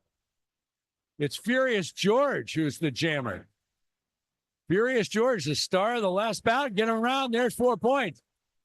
Remember, only jammer on the rink right now is Furious George, as Shasta is in the penalty box. Great blocking, a wall of blockers up front to take on the Shasta defense. Furious George trying to get around for a second time and doesn't get side. Yes. That's 8 points. This might be the run that Humboldt needs and going to call it off. Ah, too bad. Crowd getting revved up. I was getting revved up. I thought that was going to be the. I thought you were getting revved up over there. It was going to be the run. 8-0 as it was. 95-77. Humboldt tantalizing us, teasing us with a possible comeback, but not having that big breakaway as of yet. 2017 left to play in this first game. 95-77. Here we go. And it looks like it's Ramby Rhino getting caught up with Daddy Longlegs and Torque and Beans, but finally breaking loose. And Poetic Justice is having a difficult time in trying to pass the panty and has kind of faked that and missed the handoff to the pivot. That's a bad miss there. And Ramby Rhino coming back up to defense, only Torque and Beans and Daddy Longlegs to do so. Meanwhile, just not able to break loose. Poetic Justice just not able to pass the panty either. Finally, and it's going to have to reestablish that star on the helmet.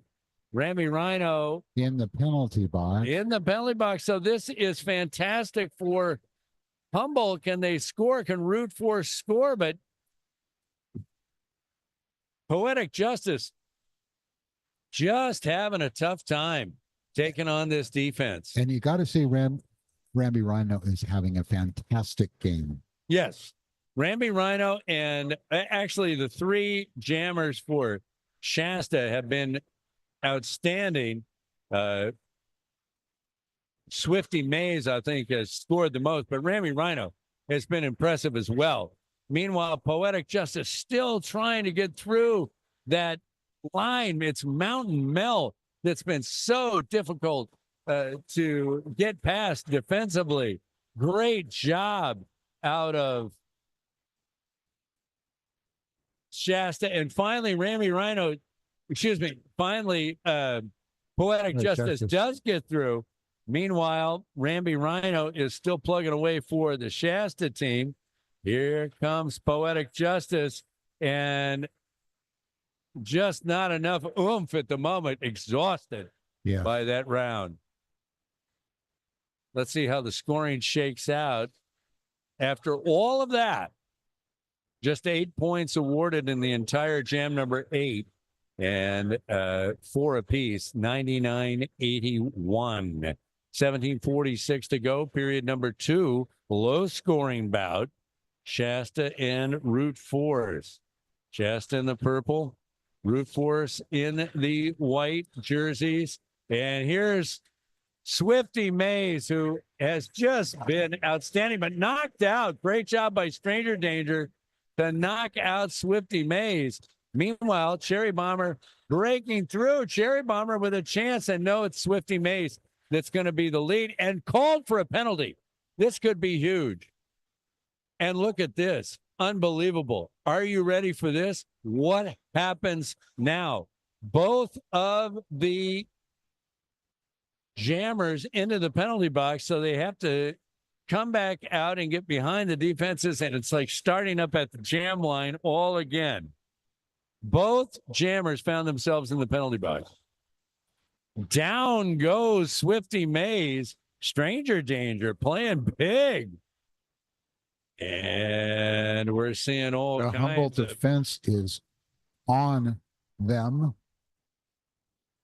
Not letting Swifty Mays out. Meanwhile, Cherry Bomber is finally got a chance to break to the outside if they can. No, they cut back in. That was not where the opening was, and down they go. Oh, and speaking of down they go, Sasha Thrash knocks down Swifty Mays, and we're seeing people flying all over the rink right now. And that's Cherry Bomber. Are you kidding me? Yes.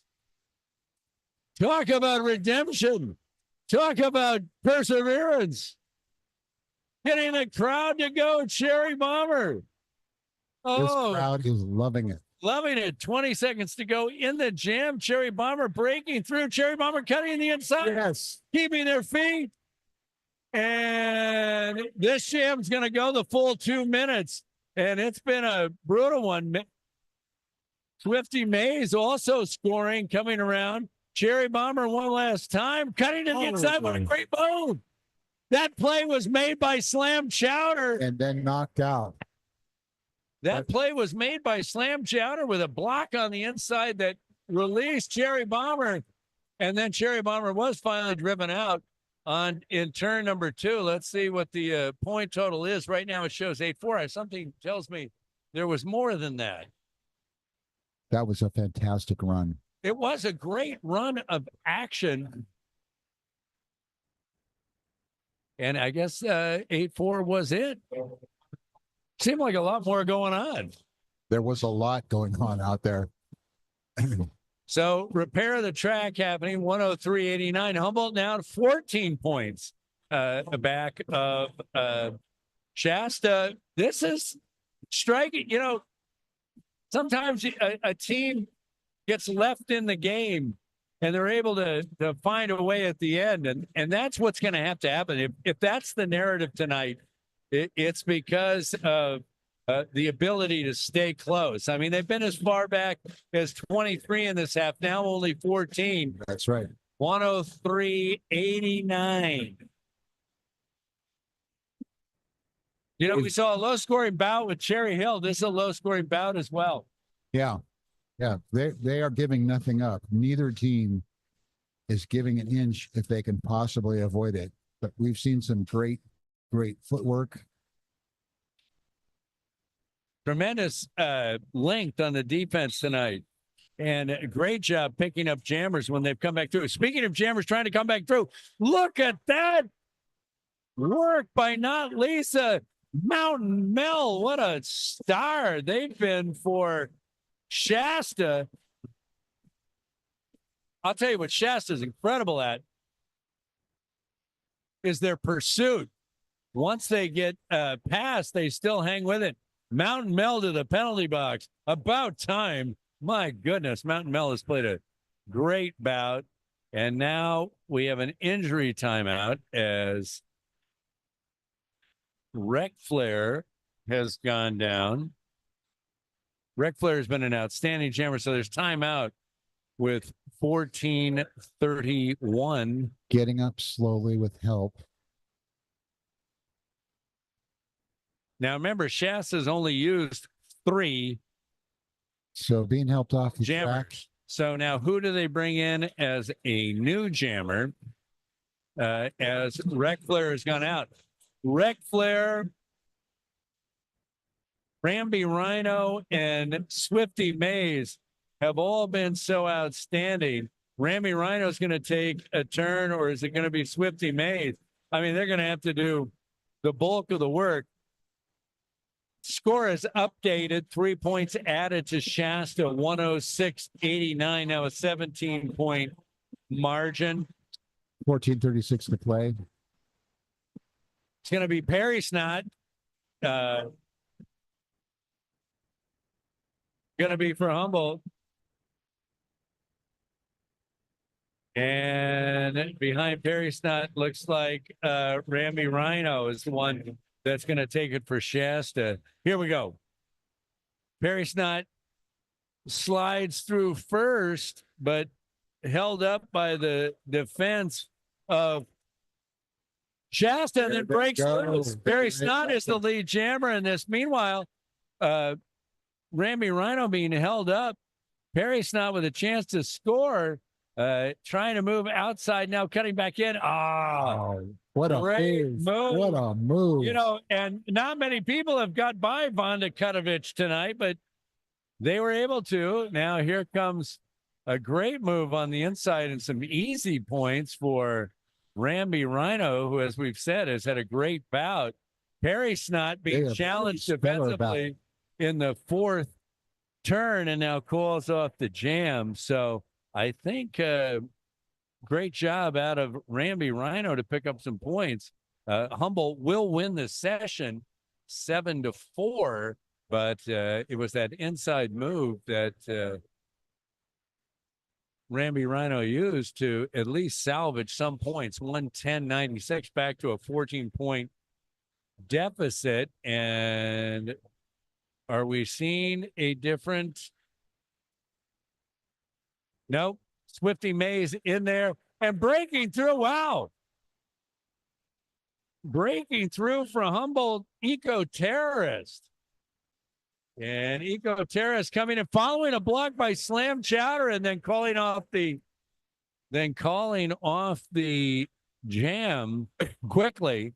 So that's going to be a 3-0 advantage for Humboldt. Now they've crept they're in as close to 11 as they've points. been Yes, they are. since the very beginning of the game.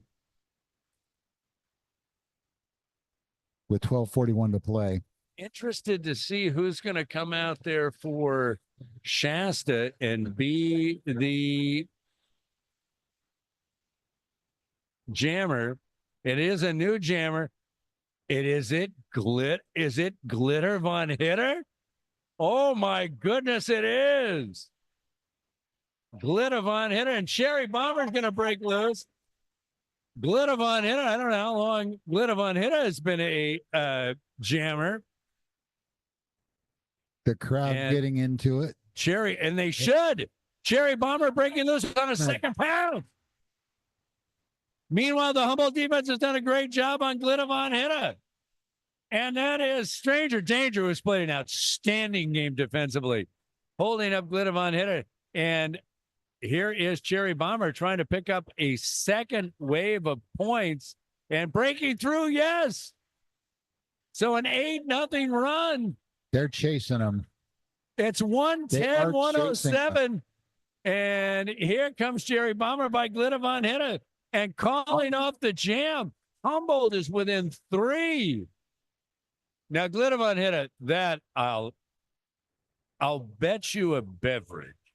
That was their first turn as a jammer this year. It did a fabulous job. That was an 8-0 run there. An 8-0 run. And the key is that down in the rotation, using only a 3-skater rotation for the jammer, Shasta is just short players. Root Force is back in the hunt. Back in. It's just a 3-point game. Here comes Ramby Rhino, and wow, Ramby Rhino, what an effort. Wow. Look at that footwork.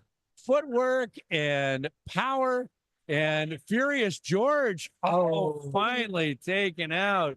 Furious George by Zombie Bear. Now Furious George is loose, but there's Ramby Rhino, 4 more points to the inside and calling off the jam. With just a 3-point margin, Ramby Rhino is going to call up that jam as soon as she gets around once for 4 points. So 114, 107.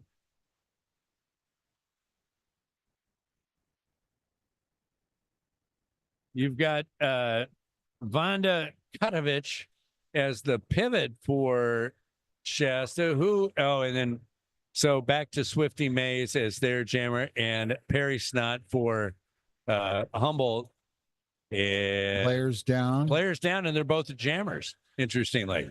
And Swifty Mays going to try to break through on the inside and is going to accomplish it. Meanwhile, Perry Snot taking her lumps in turn number 2. So here comes Swifty Mays, who I think has been the jammer of the night for Shasta and for Rootford. The player that scored the most. Wow, and out and down is Perry Snot. We have another injury. That is the second jammer that's going to go down as injured in this game. They are. 9:11 to go. And folks, we told you it's hard hitting, and it's hard hitting. And the only thing harder than the hitting is the floor. The team lining up around the injured player. Sure. The only thing harder than the hitting is the floor on a cold night here at Franceschi Hall. Not something that you'd want to try. It looked like Perry Snott went down and hit on the side of the head. So we can only speculate, and probably not good to do so. So timeout, 9:17 to go. First game of two, a doubleheader. San Fernando and Redwood Rollers in bout number 2, 118-107 here. Maybe a good time to talk about our underwriters. Okay. Coming up at the half between the games, we'll have an interview with Christina Marie Jeffers, who is the new executive director of Access Humboldt. Before we talk to, we've got a player coming up as well. Okay. All right. Meet the new boss. That's right. So this broadcast is underwritten by the Speakeasy Bar, New Orleans-inspired custom-built bar, seasonal craft cocktails, local fresh ingredients, live jazz and blues music, and more. Located at 411 Opera Alley in Eureka, the Rennie Public Law Group, providing legal services to public agencies throughout California, practicing public law and public interest. Juan Pablo Cervantes would like to thank the many poll workers who helped make this past election a success. Are you interested in becoming a poll worker? You can go to Humboldt Elections at Humboldt County and find out more. And then KZZH broadcast of Humboldt Roller Derby is also supported by the Cafe Berea on the Arcata Plaza and open every day from 8 to 3 with brunch all weekend for dine-in, patio, seating, and takeout. And yeah, thanks so much to the underwriters of this broadcast. They've made it possible for us to be at every home game and for you to watch and to listen to the descriptions and pictures of this game. And so without them, be sure and mention that you heard the Perry Snott is up and walking under their own energy and actually kind of dancing in a little bit, but leaving the ring. Yeah, it's always a scary, a hard hit like that, but they seem to be shaking it off. And well, that will send Humboldt now with a different rotation. Ron-Luc Picard is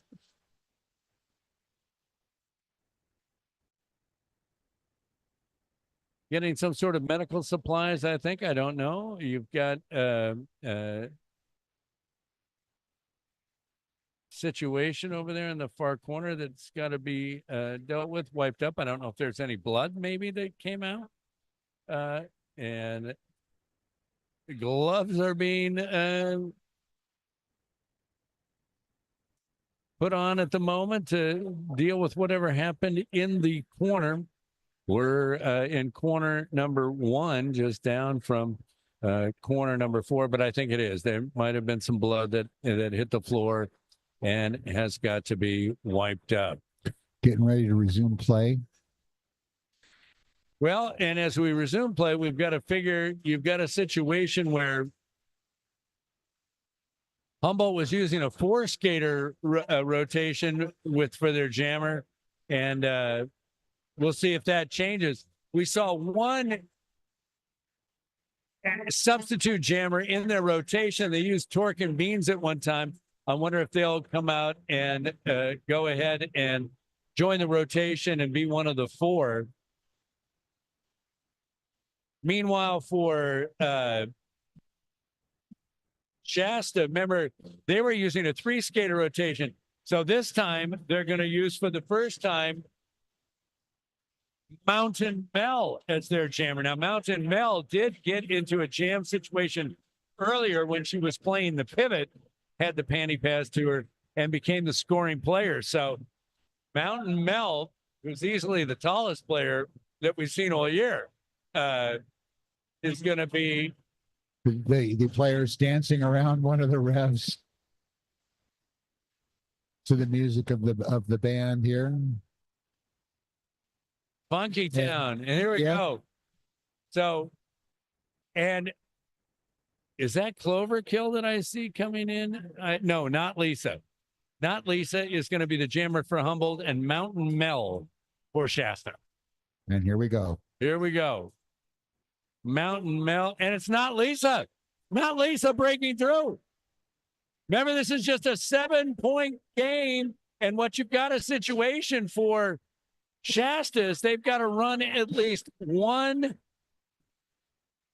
jammer a session Getting by. that isn't a real jammer. And meanwhile, Mount Lisa through the second time. Excuse me, not Lisa through the second time. Mountain Mel knocked down by Cloverkill. Here comes Not Lisa, picked up 4 points. This is a 3-point contest, and down goes Not Lisa. That is Glitta von Hitta, and aptly named as a powerful player that they are. And breaking loose, and now calling off the jam. Not Lisa, an 8-0 run, and it's 119, 118. Takes the lead. Force for the first time tonight has taken the lead. And the crowd is going wild. Well, we haven't seen this. It's hard to do in roller derby. It seems like in roller derby, you've got teams that go on runs and you get these insurmountable leads. But tonight, they kept it close. They've kept it close. There's still a lot of time to go, 7:56. And here we go. It's going to be right back to business for Shasta. Ramby Rhino, who's been a star jammer for them tonight, is going to break loose and put Shasta back in front. Meanwhile, Cherry Bomber gummed up, running into her own blockers and trying to get through the Shasta defense. Shasta defense has done a great job leaning back. But meanwhile, Ramby Rhino, and Humboldt's got to stay on Ramby Rhino because Cherry Bomber hasn't caught back up to the pack yet. Ramby Rhino's going to call it off before Cherry Bomber gets the chance. And that's going to mean that Shasta's going to leapfrog back over and take the lead. It's 121-119. We haven't had a game this close this year. We have not. I love the big smile on Cherry Bomber's face when they break through. Well, a close, it's always fun. There's some joy there. There's a lot of joy. Roller derby joy. Roller joy. Here we go. So jam number 19, 6:42 to go. Breaking loose, Furious George. And so did Swifty Mays. Now we have both of the jammers out in front, and Furious George called it up. Now look at Swifty Mays is a far more experienced player, and Swifty Mays is bigger and stronger than Furious George. And when they were out there on the breakaway, Swifty Mays went ahead and used their experience and knowledge of checking and was able to keep Furious George from advancing. So this should be the who's who this time for Shasta. Who do they have this time in as their jammer? Because that's been the story. Wow, Ramby Rhino on a short rest. Here we go. 6 minutes and 3 seconds to play. 6:03 to go. And it's not Lisa and Ramby Rhino, it looks like. So they're matching up again for the second time in the last few minutes. 121-119. It's that close. And pushing ahead is not Lisa. Not Lisa trying to break through. Great job by Stranger Danger to knock Ramby Rhino out. Not Lisa's got one player to beat before she can break away. Not Lisa pushing. Not Lisa breaking away. So here we go. Ramby Rhino's going to call off the jam. What an effort. What an effort. What an effort, but no points scored. Just precious time off the clock. Is that Shasta's thought now? Take the old air out of the ball? Let's see. 121, 119. Okay, for the second time tonight, it looks like Torque and Beans is going to come in and line up for Humboldt. And who is it for Shasta? It is Swifty Mays. Boy, I'll tell you, Swifty Mays and Grammy Rhino have done a lion's share of the work. Here comes Torque and Beans. They were impressive last time. Torque and Beans pushing forward, scoring some points and breaking through. And in a close game, let's see how much Torque and Beans can get. Meanwhile, Swifty Mays has been held back. Remember, they've had to do double shifts and maybe a little tired. Here comes Torque and Beans pushing forward, breaking through, getting past Glenna Von Henna and calling timeout. Let's see what the score tallies up. Looks like Root Force picked up 8. And did Shasta get any? Waiting for the referee's signal, waiting for the jammer referees who do the counting, looking for those orange dotted fingers in the air. And it was not 8-0. Humboldt on the run, jam number 21, 127, 121. And it's Mountain Mel again. And breaking loose, Cherry Bomber. Cherry Bomber is broken loose. Root Force. Mountain Mel being held up. The injuries have piled up for Shasta tonight. Cherry Bomber scoring some points. Cherry Bomber breaking loose. 3:28 to go. Humboldt by 10. A complete turnaround in the half. Cherry Bomber. Cherry Bomber approaching the defenders again and breaking loose again. Mountain Mel has dropped the panty, unable to pass it. Cherry Bomber scored 4 more points. It's 135, 121 with 3 minutes to go. And no reason to call off any jam. Mountain Mel has yet to get through and blocked down by number 71, Stranger Danger. Stranger Danger doing a great job. Mountain Mel pushing, exhausted. Stranger Danger, what defense down here in turn number 1. Meanwhile, Cherry Bomber still trying to score and finally calls off the jamming with 2:37 to go. 2:37 to go. A 9-0 run. 136, 121 in favor of Root Force. Timeout, Shasta. The injury to Rec Flair shortened an already short Shasta jammer rotation.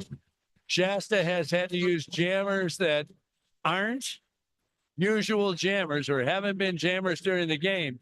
They have not been able to break loose. In the meantime, Root Force has taken advantage of the fact that Shasta was not scoring and have put this rally together at the end. 136, 121, 2:25 to go. Unbelievable. Jean-Luc Picard will join us, and we'll have a lot to talk about in the second broadcast because this has been an incredible comeback by Root Force. Root Force has had 17 unanswered points. It was 121, 136, and then Jam 20 and Jam 21 have resulted in a 17-0 run. The run we've been talking about all night. What did I miss? Only an incredible run, a run of 8-0 and a run of 9-0. And it's all set up by the fact that with Rec Flair out for Shasta, it's shortened an already short rotation, and they've had to use jammers that aren't usual jammers, and it showed. Yeah. And they haven't been able to score. The crowd is pumped. The crowd is pumped. I'm pumped. I haven't seen a comeback like this yet this season. Now, we've seen some pretty low-scoring physical games, and that's another thing when you talk about the short rotations. Jams are 2 minutes long. at the max. They don't have to be 2 minutes long.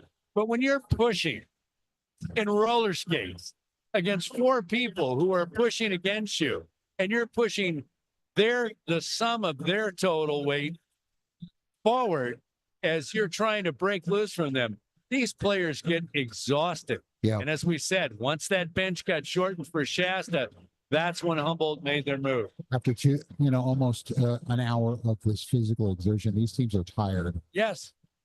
Yes. And it becomes an endurance match. And it's down to the last 2 minutes. It's extraordinary. Timeout called by Shasta.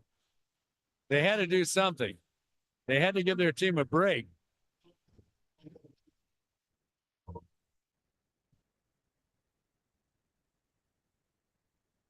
So here we go. 2:25 to go. For Humboldt, they just cannot give up any breakaways like they have just had. It's going to be Furious George and Swifty Mays. Swifty Mays has been unbelievable in this match, but has had to do the short rest and knocked out immediately Furious George. Swifty Mays breaks to the outside. Swifty Mays got one player to beat, and great job by Humboldt, but Swifty Mays has picked up 4 quick points right there. Furious George behind has got to try to catch up. Swifty Mays has got to try to score points. We're at the 2-minute mark, blocking by Shasta. Great looking formation. Swifty Mays on the inside has picked up 8 points. Calls off the jam. 1:54 to go. I believe that's going to be an 8-0 jam and make it 136-128. Let's see. Looks like just 4, 136-125. Not enough for Shasta as far as the time is not their ally right now. And back out on the rink is Ramby Rhino. Ramby Rhino and Swifty Mays have done the bulk of the jamming here this evening. They've been outstanding, but as we said, because of the injury, they've been pushed into action a little too much. 133 and counting. Now clock is stopped at 132. 132, 1 to go, 136-125 to score. A low-scoring bout that's been outstanding stretch defense. Bend but don't break defense has been the key, and then a comeback by Root Force. Outstanding game 1.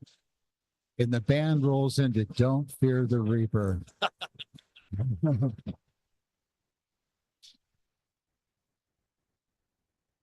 The band.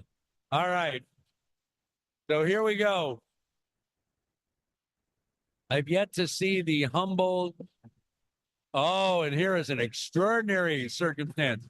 They've sorted out a penalty. Furious George is in the penalty box, meaning only Shasta can score at the moment. And this is with 132 to go, trying to hold an 11-point lead. So Furious George in the penalty box. Root Force, no opportunity to score. Ramby Rhinos had a great match, taking on and breaking away immediately. Wow. Pushing and shoving and cutting to the inside. Ramby Rhino around turn number 3. And here comes one of the most important sequences of the night. Following blockers, Humboldt setting up a wall that slam chatter, and they're unable to stop Ramby Rhino. One last defender. Stranger danger, can't do it. Now that's 4 points, make it 136-129.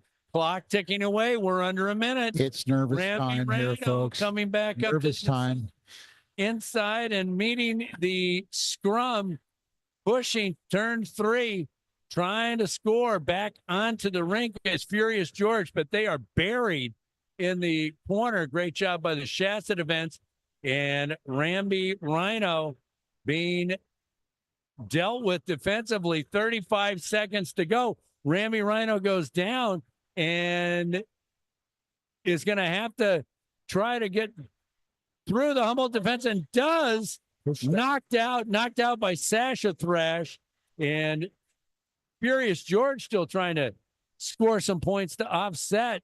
It looks like time is out. And But 13 jam seconds is to still go. on.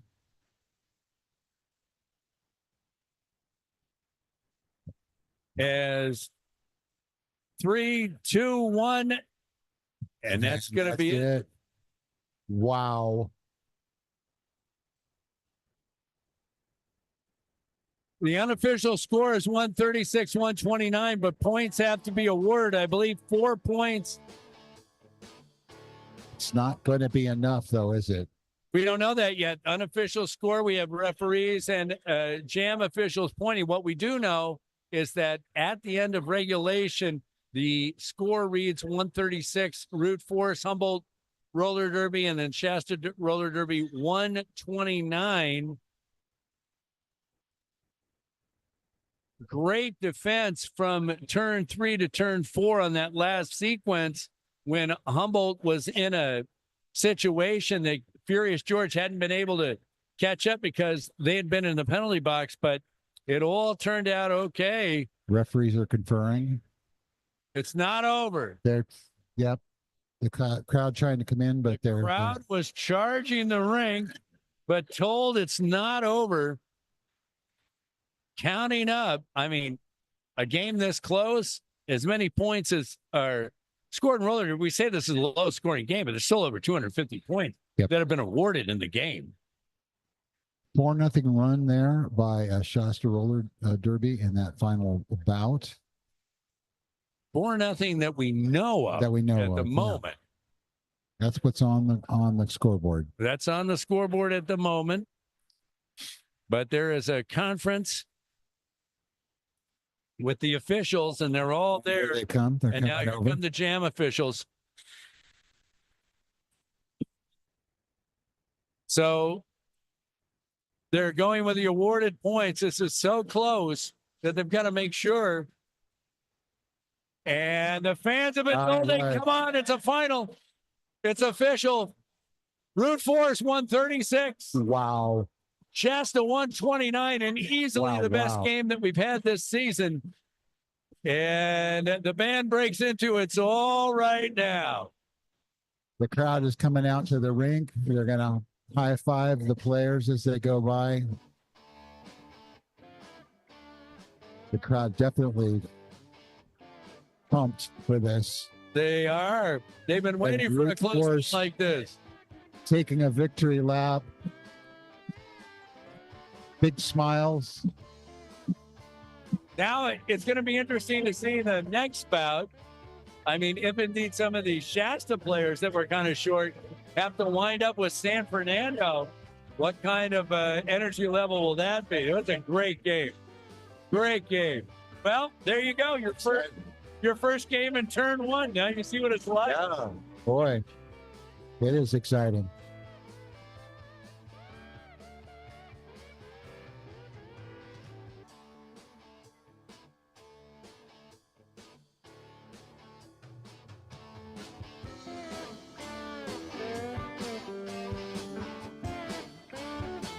So I'm welcoming as the team goes around the rink. I'm welcoming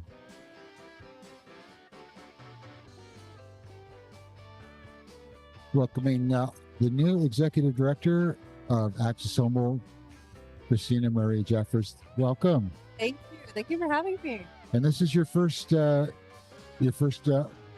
Roller Derby game. What do you think?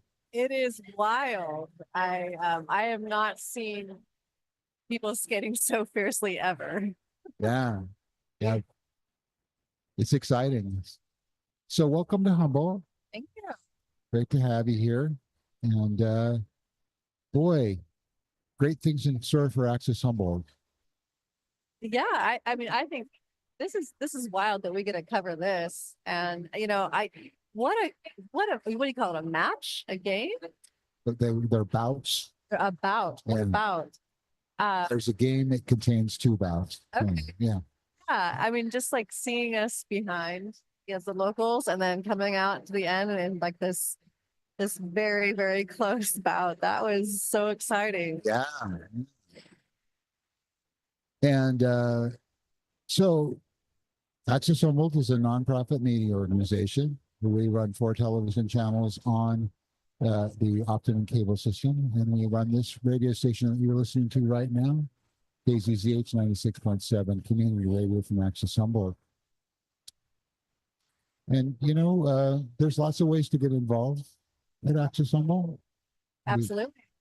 We do classes. We support people who want to get their voice heard. And I think our main reason for being is to bring government meetings to the public so you can participate in your democracy. Well, that's just one thing that we do, right? I mean, we are a public education and government station. So not only do we bring you 7 cities worth of meetings, we also give you educational content.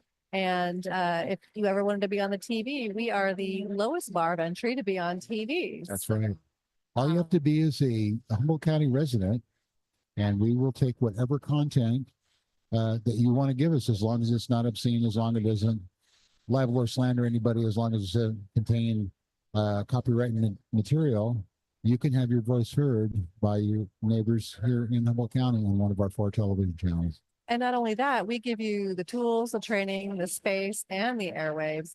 So if you are looking for a place to be authentically you and represent your culture in a way that is unfettered by commercialism, come on down.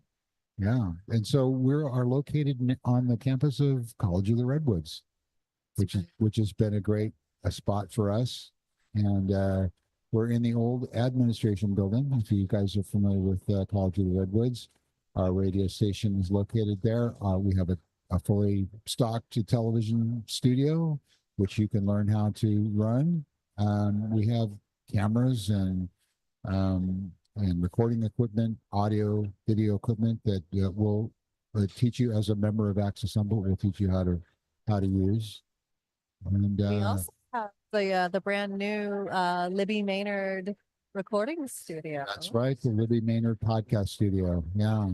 So if you are a podcaster, first of all, I just want to say, if you're a podcaster, you already have podcast material, hit us up at kzzh.accesshumboldt.net, and let's talk about maybe putting it on the radio. But if it's something that you want to do, it's something that you've thought about doing and just maybe don't know how, and maybe just need that little extra help to get it going, come on down and see us, become a member of Access Humboldt. We'll give you the training, we'll give you the tools so your voice can be heard. Absolutely. And, you know, we encourage anyone to come on down. We are your community media center. So, you know, you don't have to be a student. You can be any citizen of the public. Just come on down, get a membership, and you'll be off to the races. So, you know, we try to innovate. We have new technology that we're working with, and you could be a part of learning about that as well. But, you know, mostly we want to hear what you have to say and what you want to tell the community and what you think is important to you. We'll show you how to make that happen.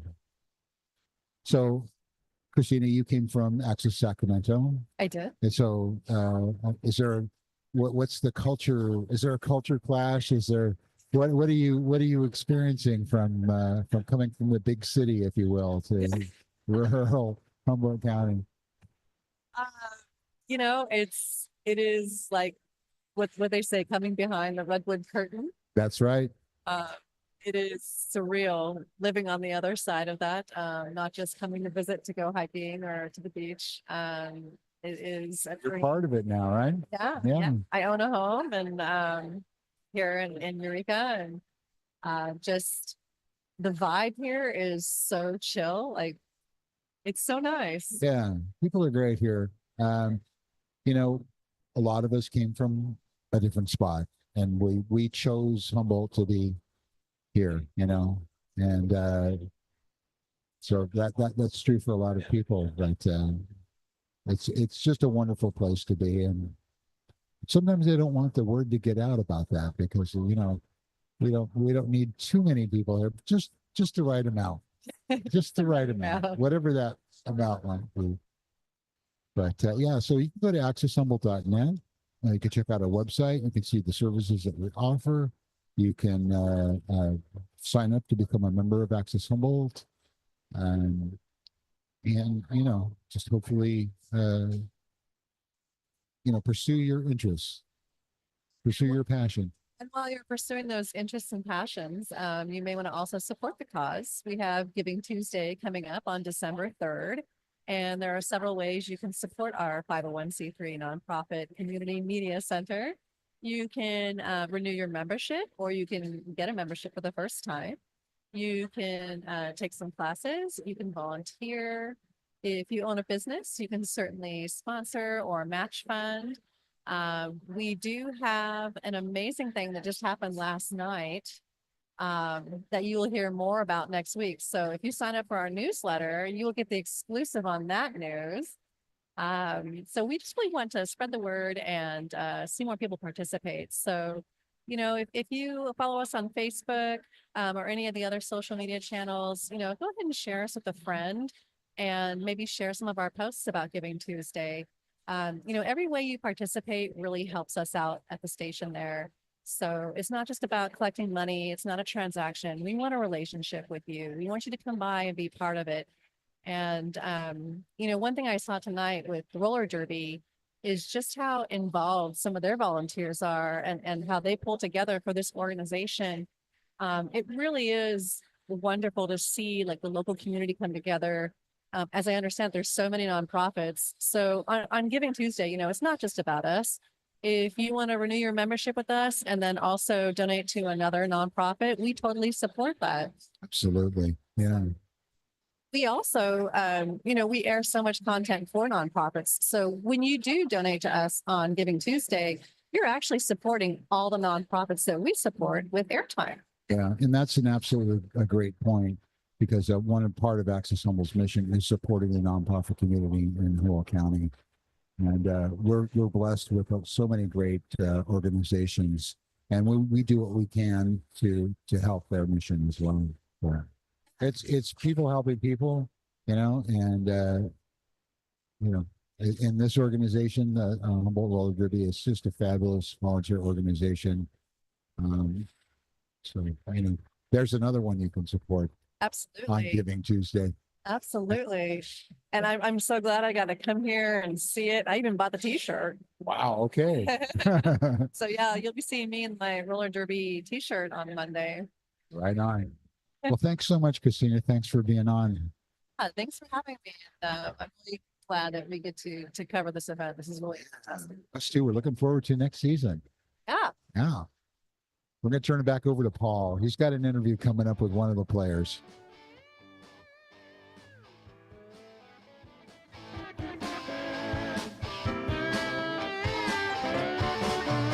So the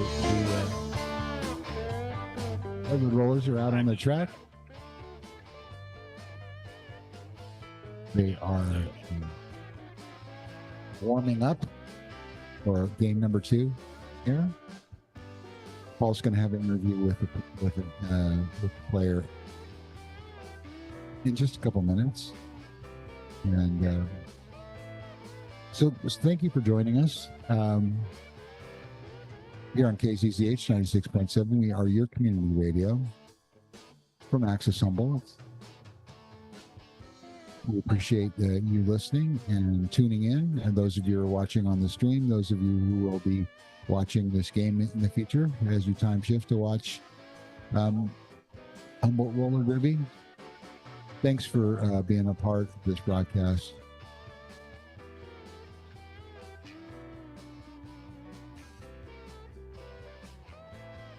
Last game of the season here at Franceschi Hall. What a season it's been. Paul's going to jump in here right now. And I'm going to jump out. So. Back up. All right, back here at Franceschi Hall. And you know what? If you come out to Franceschi Hall for roller derby, It's fun between games. People are partying and having a good time. And why wouldn't they after that first game tonight? 136, 129. Brute force. Players bouncing up and down in the hall as we were talking to them. Here comes the winning coach, Luc Picard, going to be joining us. But players excited. We're a second half team, you know. They're loving it. We've got an interview. Is that true? Is that a rumor, or is that actually happening? I have no idea. Okay. I guess That's not my all will be revealed in the fullness of time. outside of my pay range, I think. We have San Fernando Valley warming up, though. And we can see that they borrowed a couple of Shasta skaters because they haven't brought a lot of skaters. I mean, it's a long drive, a hard drive, but I don't see a very deep bench for them going into this game. And you would imagine that the same kind of problems that fell about Shasta as far as not having the depth and kind of getting tired at the end, and then the game got away from them, might be something that we have to watch with San Fernando Valley. Got about 13 and a half minutes to game 2. So how was the interview with the new boss? It was great. Yeah. We're excited to have her. Coming to roller derby. Yeah. That's cool. And I think at this point in time, I'm obligated by law to tell you that you're listening to KZZH There you go. 96.7 Eureka. We are community radio from Access Humboldt.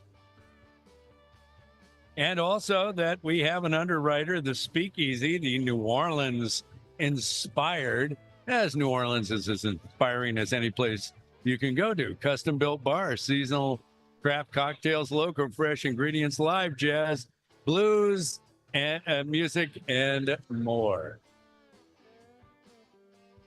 So San Fernando Valley, first time that these two teams have met since before the pandemic. But also, if they pick up a couple of players, you know, you have a situation where you haven't played together before. I thought one of the things that was great in that last game was the not just the stretch defense, but how they work. Hey, here's Coach Picard. We can ask these questions. Get that headset up. How's it going, my friends? Well, I mean, you've got to be happier than we were. I mean, we were thrilled to call a game that was so close. I know. But you coached it. I know. I was coached them up.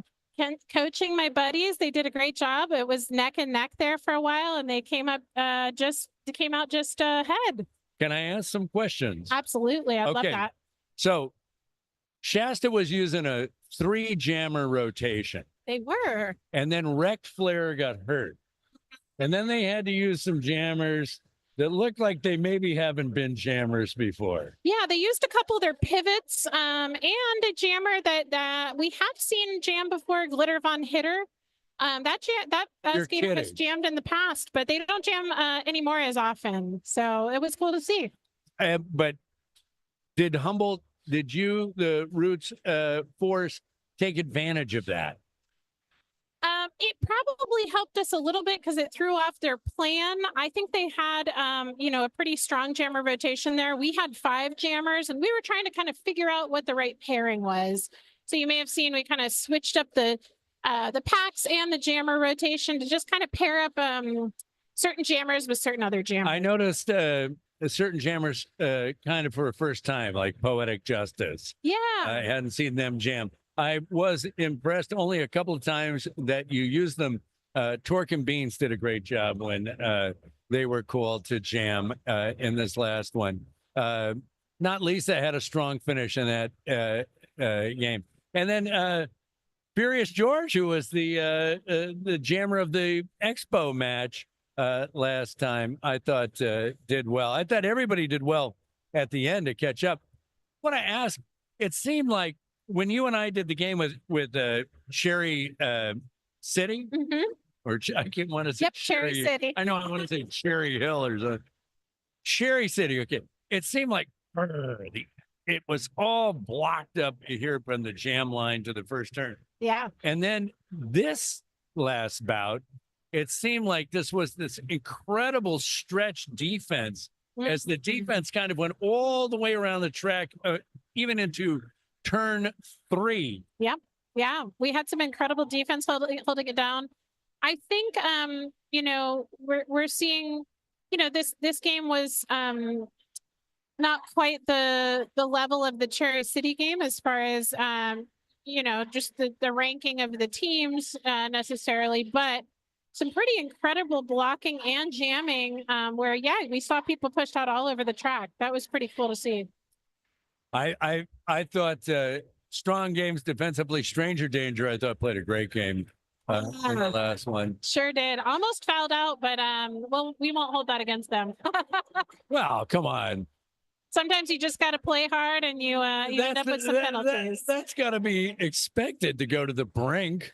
Yep. Yeah. Yep. Sometimes you just take it all the way to the edge. How many fouls before you foul out? 7. So I misunderstood at the end. I thought they had gotten 7, and it looked like they had 6. So just 1 penalty shy of fouling out. So this match right here would we explained earlier that you have a situation where San Fernando has had to have some roster flexibility, and by doing so, by getting the roster flexibility, it means that the bout is not a sanctioned bout. Was it originally scheduled to be a sanctioned bout? It actually wasn't. So that allowed them to make a couple of last minute substitutions a little bit more easily. Even for non-sanctioned games, teams do submit their roster in advance. And so it's a little unusual to have done this, but they had a couple folks not be able to come, and they asked to borrow some skaters. So we're going to see some skaters from the Shasta team also skating in this game. So that'll be fun. Yeah. Never loan your own, though. We did not loan our own skaters. No. Although, you know, I would have gotten in there and played. That might have been a little bit fun. Never loan your own, you know? Now, ranked 17th in the Western United States, Yep. Would a team from as far south as San Fernando be in that same ranking? When you say Western United States, not just Northwestern, it's Right. Yeah. The Western United States includes, you know, Colorado, New Mexico, Arizona. It actually starts pretty far east, if you ask me. It starts a bit east of the Rockies. So San Fernando Valley certainly is within the Western U.S. yeah, very much so. But since it's not a sanctioned game, this won't affect rankings. But it is kind of a good chance to check out how this team is doing and see where we land. It will still be a good competitive game. With the 17th ranking in the Western United States and the end of the season right now. So is that where you kind of start out next season? Well, this is the end of what we consider the end of our season. We use the calendar year as our season, but actually for the Women's Flat Track Derby Association, the season just began. So it's sort of like a fall to spring season. So we'll have a chance to have some sanctioned games in the spring that'll count towards our rankings as well. Now, do teams, I mean, they must know how you operate, but if there are teams right now that it's sort of the start of the season, are there teams that call you up and say, hey, you want to play us? Absolutely. So we're booking our 2025 season now. And this skater right here, Just Royer, is our interleague representative. So people would contact interleague and say, hey, we'd like to play you. And actually, since we went up in rankings, our phone has been ringing off the hook. So a lot of folks wanting to play us, wanting to play some sanctioned games. So that it should be a really fun 2025 season. Give me, you know, let's have a little, you know. You want to make another bet? Yeah. Last time I lost badly. Yes. Well, didn't lose badly. I had to buy you a beer, and that was all right. Yeah. Well, what are the when I say let's take a sneak peek, what other roller derby organizations are on the schedule? To be honest, we have those interleague conversations for the next season at our next meeting. So at our next league meeting, and you know, I think it's cool. One thing that's really neat about roller derby is all of the team makes all the decisions together. very collaboratively. So we will be talking about that soon. So we haven't made our final decisions, but several teams have reached out that are ranked near us or higher than us. So it should be an interesting challenge. May I speculate? Sure, go ahead. Thank you. When you talk about next year's schedule and when you talk about getting together as a team, is it more important to talk about the road games and who could make the road games? Well, we typically have 6 home games where other teams come and play us, and we really ideally get other teams to play us for both the B team level and the A team level, so that our skaters are getting a chance to really experience other players. You know, obviously in practice we skate against each other all the time, so we're trying to get folks to travel to us, and we do often compensate them to help make it easier to do that. But so explain that. How much is a compensation? Usually pretty low. It sort of depends, you know, as gas like money. a couple $100. Yeah, like some gas money to help make it a little easier. So it is quite nice to get folks to come all the way out. Do people compensate you when you travel? Usually not. So it's we're a little harder to get to than a lot of teams. You know, if you're all up and down the I-5 or you're in the Right. Bay Area and you're playing teams that are just an hour or two away, it's just a lot easier. So we recognize that it's pretty hard to get out here. But when it comes to tournaments, so we do apply for and get invited to apply for tournaments. And that's really an awesome opportunity to play, you know, several teams that can help us with rankings and play in sanctioned games, you know, a couple of games, 3 games in a weekend. So we'll look at that too. So, but you say you want 6 bouts at home. How much or how many road games do you desire? How many home games? Road games. Oh, 6 road home. games. Usually we'll play 1 or 2 games on the road plus a tournament if we can do it. That would be a really full season for us. Would be 6 home games, and then, you know, maybe 9 events. 9 events probably. That would be when we were kind of at our peak of performance and bouting right before the pandemic. You know, at least in my tenure with the team, that was about the most we did. Maybe 10 if we're you know, feeling really wild. Is the goal to reach that peak again? It's a good question. We have you know, recalibrated with a lot of new skaters to figure out where everyone's at. A lot of our sort of mid-level skaters who haven't been with the league as long and are wanting to be competitive but not wanting to like play at the A team level are still wanting those B team games. So I would say our A team is desiring to be really competitive, but we really try to listen to, I'm one of the captains for our team. We really try to listen to what people want. And so this season we didn't play as many sanctioned games because our team really wanted to come back and grow after the pandemic. And we really have, this is our first kind of major full season back. So, and it's strength from down below, right? I mean, you bring them in training camp. Yep. You work them up with the Widowmakers and the Bettys. They make the root force. And so the coming back from the pandemic, the emphasis has been on bringing the entire program up to speed. Exactly. Yeah, we've been really trying to, you know, bring folks along, make it a welcoming environment, not make it feel too intimidating. But, you know, the game we just saw that I think was a really impressive and hard-hitting game. Oh, We had several, we had 3 skaters who it was their first game playing in a team that wasn't us. So it was their first time. who were the 3 that played? Actually, maybe it was 2. So Poetic Justice had not played a visiting team before. Malice had not played a visiting team before, and neither had Paris Not. And then both Malice and, Poetic Justice and Furious George were playing their second game against a visiting team. So some pretty green skaters as far as bouting against other teams. And interestingly enough, you put 2 of those or 3 of those skaters as jammers. Yeah, they wanted to jam. So our skaters really let us know as, you know, captains and coaches, and what they want to play, and they work hard on that. Those skaters all really desired to be jammers. So now you coached last game. Where are you in your career here?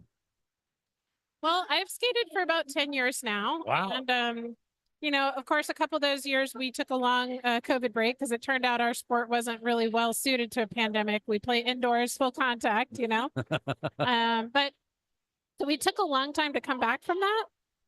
But I would say, I'm an A-team skater. I skate with the rollers. I've had a short medical leave that I'm coming back for, but I look forward to skating with the rollers again in 2025. Right on. Yeah. Now let me ask a Franceschi Hall question. Okay. Is it tougher on a cold night? It's a little harder. This isn't too bad. I would say it's a little cool. And if, when you have a 5-jammer rotation like we just saw, which is pretty common, Well, they went with a 3-jammer rotation. They did. Yeah, I think they were a little short of skaters too. And they have some, a couple of really strong jammers they leaned on heavily. But when you have a 5-jammer rotation, usually the packs are going out every other jam of blockers, but the jammers are sitting on the bench a lot, so they get pretty cold. So you'll see them sometimes wearing little jackets and vests and stuff. And then the injury to, was it Paris Knott that went down? Yeah, Paris Knott hit their head. I'm not sure exactly. They seem to be doing okay, but definitely we're not going to get back on skates tonight. All right. So, and we saw a couple players go out. Now, and we did see an injury on the other team, on the Shasta team, to one of the jammers, as you mentioned. So we hope they're doing okay. All right. So, borrowing the Shasta players, they borrowed 3. It looks like 4, maybe. Maybe 4. Borrowing 4 gives them 14 players. That's a full bench. 15 is a full bench, or is the maximum that you could have, I should say. 14 is pretty good. It looks like they're 10 would have been a really painful game for them. So I'm glad they got some borrowed skaters.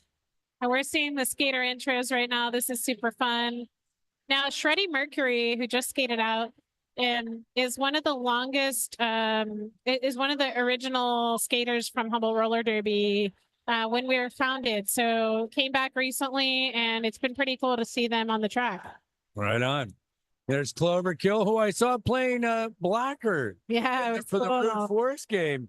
Yeah, It's unusual because Cloverkill is such an outstanding jammer, I think. I know Clover's been having a lot of fun blocking. It's really fun to see blocking and playing as a pivot as well, and taking those star passes. So what's funny about Cloverkill and Shreddy Mercury, who are standing right in front of us, Shreddy has always been a jammer and came back as a blocker, and Cloverkill has been wanting to block more. So, Now, will you let a player, how do you decide what 18 players play for the Route Force? That's a good question. We want to have enough experienced skaters to support our newer skaters and make it a meaningful experience for them. The Roots games are often just a little bit, I hesitate to say more fun, because the rollers games are really fun, but they're, the stakes feel a little lower a lot of times. So it can be fun to be an A-team skater, but also, get that chance to kind of try something different. Like, for example, Cloverkill, who's almost always a jammer, has been trying blocking in the Roots game. So, yeah. Will a player ask you, can I do with a double header? Can I play for the Roots so I can learn a certain skill? Sometimes, yeah. Sometimes people express interest in practicing something that they're not very good at, or that's new for them, that's not their normal position they play. And we'll check in with them and ask if they want to play 2 games, because it's pretty exhausting, as you can imagine. Oh. So we check in to see if, and also sometimes people are just working on their endurance. So if we go to tournaments and they're, the rollers are going to play a tournament against, play potentially 2 games, 3 games in a weekend, we want to, It's never 3 in a day, is it? It could be 2 in a day. I understand. See, 3 in a day. It can be 2 in a day. Usually it's 3 in 2 days. So that's quite a lift. So, playing 2 games back to back is a great way to practice for that. Okay, so here we go. We're getting ready for jam number 1, period number 1. Redwood Rollers in San Fernando Valley. You've played San Fernando Valley before? Yeah, but it's been a while. So it's cool to have them up here again. Pre-pandemic? Yes. I don't think we've played them since. So this is fun. This is a new bunch of skaters that I'm not that familiar with. In fact, I might have to look at your list for the list. No, of that's names. fine. That's why we have it. So here we go. Okay, we've got Sprocket Rocket jamming for the Redwood Rollers. And Sprocket Rocket has broken through and has taken off and is the lead jammer. In the meantime, for the San Fernando Valley, We've got Kaiju, I believe. Woo! Sprocket just took a spill into the referee there. Thankfully, nobody was injured in the process. so Sprocket Rocket coming up in turn number 2, getting knocked down as on their first time around the track to try to score some points. Good defense by San Fernando, spreading out. San Fernando with all of their uniformed players. They're in the white jerseys and will be in the turn number 3 northeast corner. Sprocket Rocket's going to call off the jam. Yeah, it looks like Sprocket got a little injury to the hand there, perhaps, calling off the jam a little unusually, but that was They were out in front, so tough to call it off right then with a possibility to score. Redwood Rollers in the black jerseys with red trim. Just getting started, 4-0 in favor of the Rollers.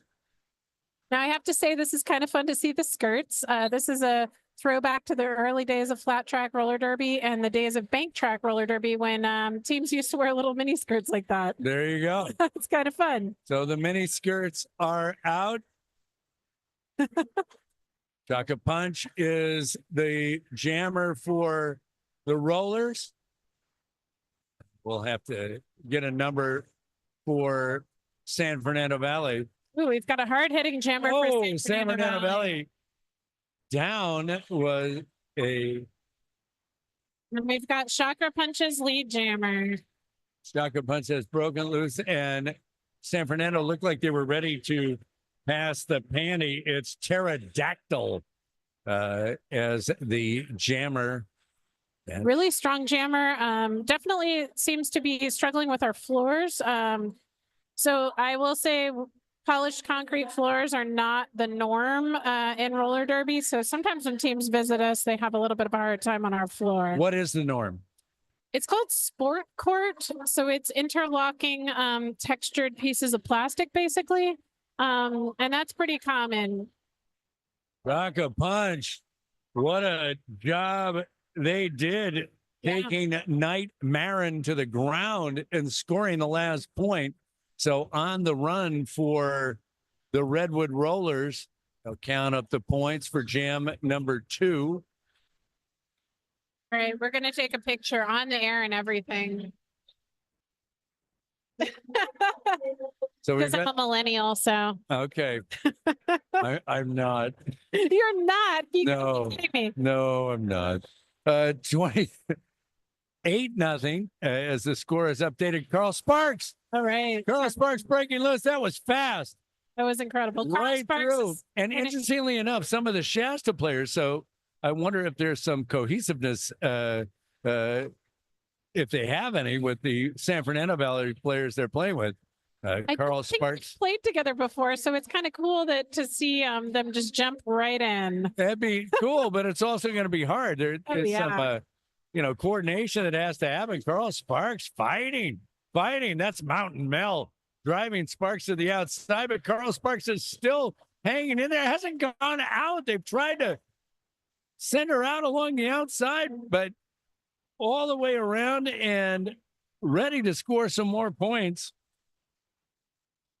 Sparks is quite an incredible jammer with their agility, just real fast and agile. It's really cool to see. Calling out the jam is Sparks, and they are going to go on a nice run for Humboldt there. 8 points for the Rollers, making it 16-0. A perfect start. Now, let me ask you this about San Fernando. Did they just get here today?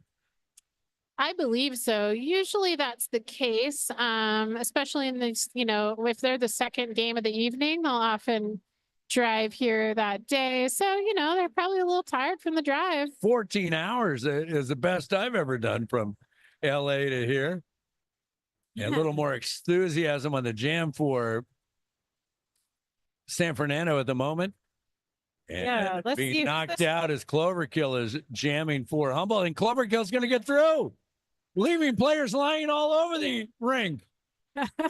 Now, this is Ramby Rhino, who just passed the helmet cover. Yes, the panty has been passed. To Number 828, Night Marin. all right. Night Marin coming around, and Cloverkill is going to call off the jam before Night Marin got into a scoring position. That was we a saw that perfect pass. That was a wonderful pass. we saw that a lot last game where, the jammer would get out front, then quickly. It was like nickel and diming it. Yeah. As far as no big runs, really, it seemed until the end. I agree. Yeah, they did a good job of getting the other jammer who was not lead out of the pack or passing that helmet cover. So they put a little pressure to call off that jam, which is really the goal, to stop the bleeding, so we say. There we go. All right, we've got mad plow disease, and let's see who's the jammer for the other team. San Fernando Valley has got Kaiju, I believe, back out again. So Mad Plow is going to take the lead and come around and be the first jammer with an opportunity to score.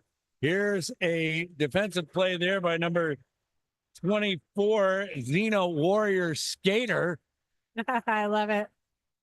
And the referees are calling Mad Plow out. So that means you have a situation where Let's see. Did Mad the Plow jammer go on? Oh, the panty was passed. I think it might have fallen off. I'm not sure what happened, but we do have a jammer on the track, so they didn't get a penalty at least. But Mad Plow was in the penalty box. So Oh, let's see how that all works out. curious. So up with the jam. Hey, So we've got incredible. Rocket. Sprocket with an elbow to get through. And then here, I'll tell you what, Stranger Danger has played outstanding this whole night. She's And incredible. Inside move by Sprocket Rocket. The leaping across the track to shorten the track and scoring more points. Meanwhile, Stranger Danger sending Nightmare into the floor. Stranger Danger likes to hit. Yeah, sure does. Packs a lot of punch. And so we've got a couple folks in the box. So Redwood Rollers are going to start with 2 blockers in the box right now. We'll see if San Fernando Valley can take advantage of that. San Fernando Valley hasn't taken advantage of anything. It's 32-0, a perfect start for the Redwood Rollers. Chaka Punch back in as their jammer. Still getting used to these the San Fernando jammers.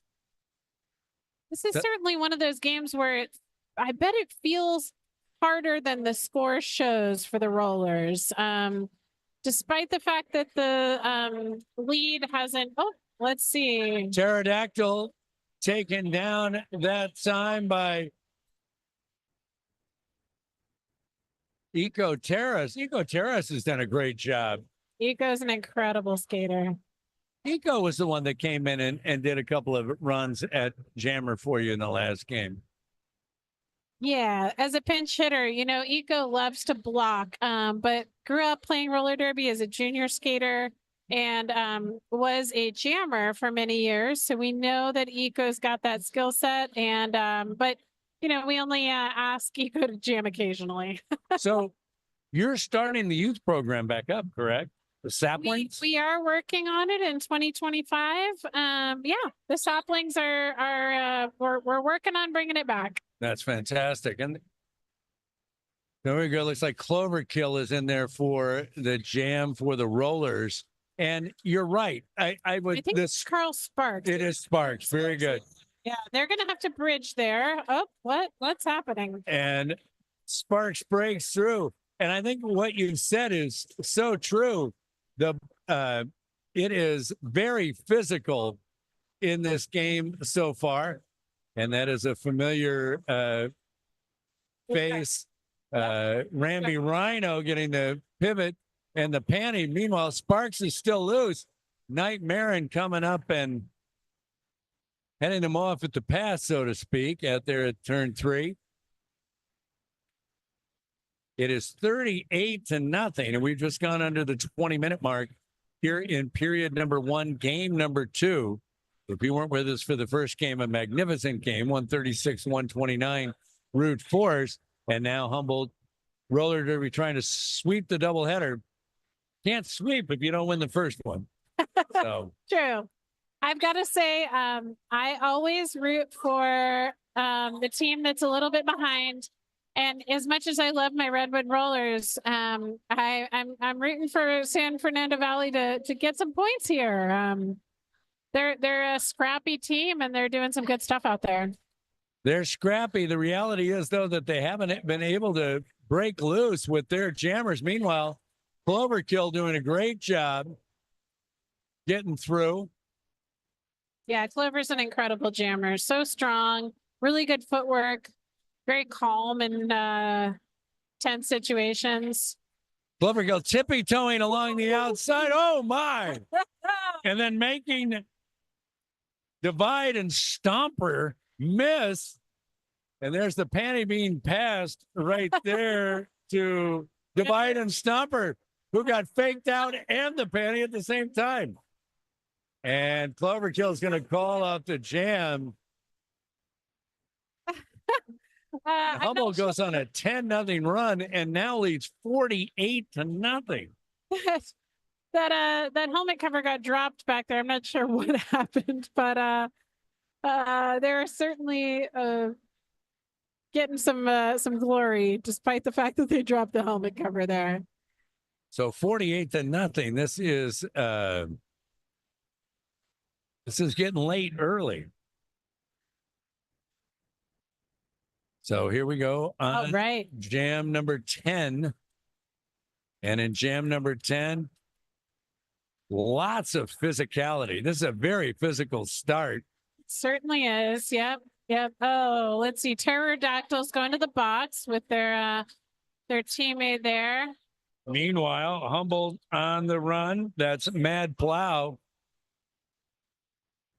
as the jammer scoring points. And look at, oh my goodness.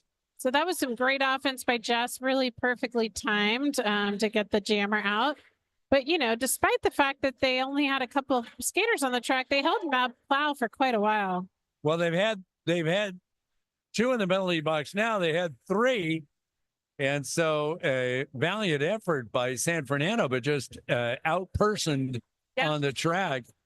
And 52-0. What is the largest run? This is a 52-point run. What is the largest run you've ever seen? Gotta say, I just came back from champs, world champs. And despite the fact that those were the top teams in the world, there were some blowout games, like games that were like 250-25, that kind of score. That can happen in roller derby because it can be a really high scoring Delivering a blow on the way through. Unbelievable. So Sprocket Rocket. So that's the thing about providing your chest. If you block in that direction, it's all a legal target zone to hit somebody in the chest. Whereas if you give them your back, it's a little harder to see, but you can't hit someone in the middle of the back. So some strategy there. Sprocket Rocket looks fantastic tonight. Yeah, although it's incredible. Looking like favoring that left arm. Is there any sort of I'm not sure what's going on. I think they must have hurt Sprocket must have hurt her hand. That's my best guess. Something. I know her pretty well, and I gotta say it looks a little off. Where did they play the tournament that you saw? In Portland. So Rose City hosted, and they did win the champs. This is the first time the champs have been held in a while. And let's see, we've got Arch Rival is number 2 in the world. Rose City from Portland is number 1. Arch Rival's from Minnesota. Wow. So, and number 3 is Denver. So the top 3 teams in the world are from North America. Pretty cool. And what was the venue? It was the Moda Center or the Veterans Memorial Coliseum in Portland. Where the Trailblazers play? Right next to them. So we kept seeing basketball games getting out at the same time as our roller derby game. So yeah. What kind of crowds? You know, it was cool. It was such a mix. I'll say I saw families with little kids. I mean, size of the. Pretty good. I mean, I would say the auditorium we were in was about half full. Yeah, really great mix of crowd too, like just all types of personalities. Would Humboldt ever aspire to play in that? We would love to. I'm not sure that we'll have the chance to get there, but one can dream, right? Yeah, there you go. Is it an invitational? Well, you have to be one of the top 3 teams in your region. So it would take quite a lot for Humboldt to get there. I'm not saying it couldn't happen, but it would be really hard work. Shaka Punch being driven out on the far side, but still trying to break through. Good work done by Sasha Thrash to block and yes, that's amazing. Let an escape for Shaka Punch. And meanwhile, boy, I'll tell you, great defense by Humboldt. They have not allowed the Jammers at all to escape for the San Fernando team. Mountain Mel, who's playing for San Fernando, has been past the panty and have a good time out there. I love that down 76 points at the moment, runs into their own player and falls. Meanwhile, Shaka Punch is going to call up the jam and 12 points. It is 72-0. It's a rough game. Oh, they got 1 point. They got 1 point. Oh, there we go. They're rejoicing on the bench. They've cut the lead to 71. 14:31 to go. All right. How about that, Coach? Defensively, over 5.5 minutes of scoreless defense. Yeah. Amazing. I mean, but look at them. They're having a good time. They're keeping their spirits up. You know, the deck's a little stacked against them right now, I'd say, but they're having a really good time out there and playing their best. And there we go. And it's Ramby Rhino, who was a star, I thought, in that last match, going ahead and jamming for San Fernando. Meanwhile, Sparks is just over there, laughing them. Casually waiting for their turn to go ahead, met by Glitta von Hitta, and then pushing to the outside. Great footwork. Great footwork on that outside line to stay in. We've got Sammy Smackiao, who we haven't seen jam yet. So that's cool for San Fernando Valley. There you go. Oh, nice. I was hoping we'd see Sammy Smackiao. Hey, they got some points. 4 points for Sammy. Very cool. Smacky is the nickname. And Sparks and Smacky both breaking out. Oh, that was incredible footwork. They stayed in. All right. You know, I like that breakaway when the two jammers are breaking away. And I mean, you see some more because they're loose, you know, some more high speed kind of pushing and shoving. I love a little jammer on jammer action. That's always delightful. Is that what it's called? Yeah, you know, a little when the jammer hits the other jammer, it's so fun to see. All right. They can really actually manipulate the jam quite a bit by hitting each other. Oh, Clover. Clover kill. Wow. Talk about now you see them, now you don't. Breaking loose and getting ready to score. Meanwhile, it's a tough night for San Fernando Valley. And the pterodactyl being held up by Stranger Danger. Stranger Danger has just played so tough in these two bouts. Yeah, fun fact, Danger used to skate with Shasta, so knows a lot of these players from Shasta really well. Started their roller derby time there. So cool. After jam number 13, the score now reads Redwood Rollers 84, San Fernando Valley 9. There's 11:41 to go in the half.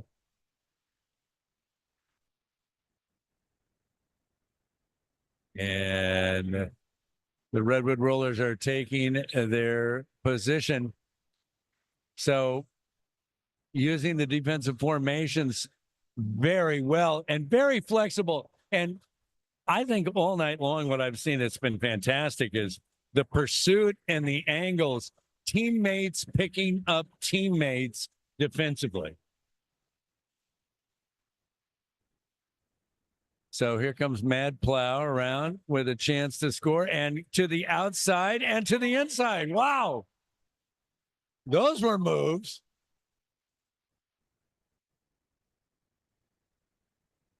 It's pretty cool to see Scorn Trooper from Shasta in this game, you know, giving a little love to San Fernando Valley here. Number 1251 with the glasses on there. Pretty awesome blocker. Kind of one of those unsung heroes of the game. There you go. Does a lot of good work. Kaju was unable ever to break loose. 4-0 was the total on the, or 8-0 on the gym. 92-9. 92-9. I've never seen anything in my life that had a score of 92-9. But You now know, some roller derby games are like that, where it's a bit of a blowout. and that's why just the energy gets, you just can't stop it. Well, when you have a combination of, oh, fantastic. Very Fantastic cool. breakaway. And of course, it's Rami Rhino, who's been fantastic as a jammer in the first game. We're about to see some offense from San Fernando Valley here. Maybe not. Jammer out. Certainly hitting the pack, trying to break them up a little bit. I think great defense. The defensive formations, the triangles, the quadrilaterals, whatever, have been outstanding.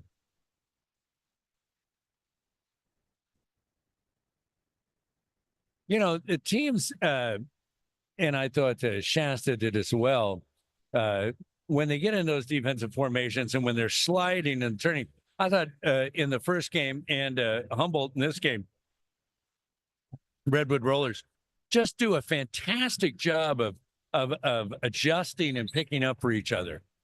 Yeah, those tripod formations really turn and really ensure that you're trapping that jammer in between people. Now, Chakra's really just an incredible skater. I've seen, she has a lot of background in roller derby. She played bank track roller derby, which is, kind of the old school form of roller derby down in Southern California back in the day. There you go. The old LA T-Birds back there on the bank track. The Chakra Punch is, I think... I don't think I've ever seen the jammer take off the helmet cover and wave it. Do like a rodeo move with it, like a lasso move like that. I guess they're trying to get their pivot's attention. And is the pivot a pivot from? No, the pivot is from San Fernando. So you would think that they would have some sort of communication and not a player that they picked up from Shasta. Meanwhile, Chakra Punch is just that. Well, I think the jammer was very much trying to get the pivot's attention, but the pivot was, doing their job of blocking first and foremost. So I've just never seen them do the lasso move. That was new. There we go. Something new every time. 100-10. It looks like a multiplication table. You know, at this point, when you see a game going this way, you kind of think, well, I've been in this position where it's been a real blowout, and it's hard to kind of keep your spirits up. But I'm seeing a lot of ongoing, just incredible effort from San Fernando Valley. They like to hit. Yeah, they do. They play with a lot of energy. They just can't get their jammer loose tonight. We've got some pretty epic blockers, I gotta say. I play with these folks all the time, and they hold it down. You know, and it's happened to the rollers before too. I remember the Bakersfield bout It was hard to get anybody loose that night. Yeah. So, meanwhile, breaking loose for the rollers is Sparks coming around, taking on Night Marin and other San Fernando Valley players. Pterodactyl trying to move ahead as the jammer, but Pterodactyl has had no luck tonight. Yeah, breaking loose. Pterodactyl's been having a hard time getting through. But man, a lot of tenacity there. I like their spin moves. They, hit the pack and then spin. That can be a tactic that can work really well for some jammers. So here we go. I thought Daddy Longlegs played a great game earlier. Has been an outstanding defender tonight. Yeah, Daddy's our coach for our team. So really got to give Daddy a lot of credit for being the person that really kind of puts together the plan for the season and holds everything together. So it's Cloverkill on the jam for Humboldt, doing some nifty skating along the outside line and then breaking through. Meanwhile, Ramby Rhino, who's really got a lot of effort tonight, playing both bouts. I gotta give a little shout out to the skating officials tonight. We have a full crew, which is hard. Again, us being behind the Redwood curtain, we have a hard time getting skating officials, but we've got a full crew tonight, really killing it. We've got some new folks, newer folks who are on the outside of the pack, and then some really experienced folks in the middle. So definitely training a few new officials. Met with the officials before the game. Many of them doing the. We've got a timeout from San Fernando Valley, so they're taking a timeout. They get a couple of timeouts per half, so we're seeing them use that. Well, we'll get in some of these PSAs then, or the underwriters. Absolutely. As soon as I could find it. Here it is. Broadcast is underwritten by Speakeasy Bar, a New Orleans-inspired custom-built bar, seasonal craft cocktails, local fresh ingredients, live jazz and blues, and more. 411 Opera Alley in Eureka. Renting a law group, providing legal services to public agencies throughout California, practicing public law in the public interest. Juan Pablo Cervantes would like to thank the many poll workers who helped make the election a success. If you're interested, you can get a hold of the office there to become a poll worker. Meanwhile, we're back to the action, and mad plow disease has pushed through. I was a poll worker this election. It was great. Did you? Yeah. I've done it before. I think I wound up making about $1.32 an hour after the end of the day. I didn't make anything, but I enjoyed it. That's for sure. I picked up a ballot box and brought it into the Office of Elections, so everyone can help in their own way. There you go. I worked from dawn to dusk. Oh, Whoop. it was tough. But now, less polling places because more opportunities to drop off ballots and to mail them. So some of the polling places that, I've lived in Arcata over 40 years. Some of the polling places I've voted before just weren't open, are no longer open. But the ones that are open longer. So that's good. Yes, That is true. it's really, Rocket really killing it here. Oh, Rocket is unbelievable. She's such a strong skater. I mean, physically incredibly strong. So I noticed that obviously, the Redwood Rollers are the A team, but the speed and strength of the jammers are incredible. So Sprocket looking to the bench to see if she should call it, and now she is calling off that jam before the other team can score points. And that has been a time-tested strategy all night. 3:10 to go in the first half, and no need to touch your dial. This is the correct score, 119-10. But you know what? I'm happy to see San Fernando Valley on the board. They deserve it. They're putting in a lot of effort here, and they are a really talented team of skaters. We're just we're seeing them outgunned right at the start. Yeah. Well, the difference is the jammers. Yeah. I mean, the blockers on both sides have been physical and tough, but the jammers have just been outstanding tonight for the rollers. Well, we're also seeing the rollers hit the jammer out and run them back. So if you're controlling the game in that way, running the other team backwards and letting your jammer push out, you're really going to have a lot of success with getting your jammer in the front there. Now, do you have a blocker that is the person that's supposed to slide back and maybe be the last line of defense, but also when the jammer gets knocked out, they're the ones that set the defense back far enough so the rest of them can get set? You know, we practice doing those run backs where you hit the other team's jammer out and run back and then get kind of back in your formation. It's surprisingly challenging to do well. You have to stay in bounds when you hit them out and then run back to just the right place on the track. So we do practice that a lot. I would say it's sort of a crime of opportunity, so to speak. Whoever has the opportunity to run back does. Oh, so it's not a specific person. No, it varies. So we're seeing a few different folks do that in each jam, and it really just depends on the advantage that you have on the track. Meanwhile, in Jam 21, Chakra Punch went ahead and racked up 12 points. It's 131-10 with 1:08 to go here in the first period, which mercifully cannot end soon enough for San Fernando Valley. Break here, Sparks. Oh, Sparks takes a hard hit from Knight Marin and gets right back up, and now Knight Marin drives them out again. Sparks and Knight Marin, this is as good as it's been here in game number 2, and now Sparks is loose. So Kaiju, I got so excited I coughed a little bit. Kaiju forcing them to call off that jam. So that was actually pretty successful from them. You know, if you don't get lead, but you can get out right behind, you can force that other jammer to call it off without scoring any points. But when you do that, you miss out on that great jammer versus jammer action that we were waiting for.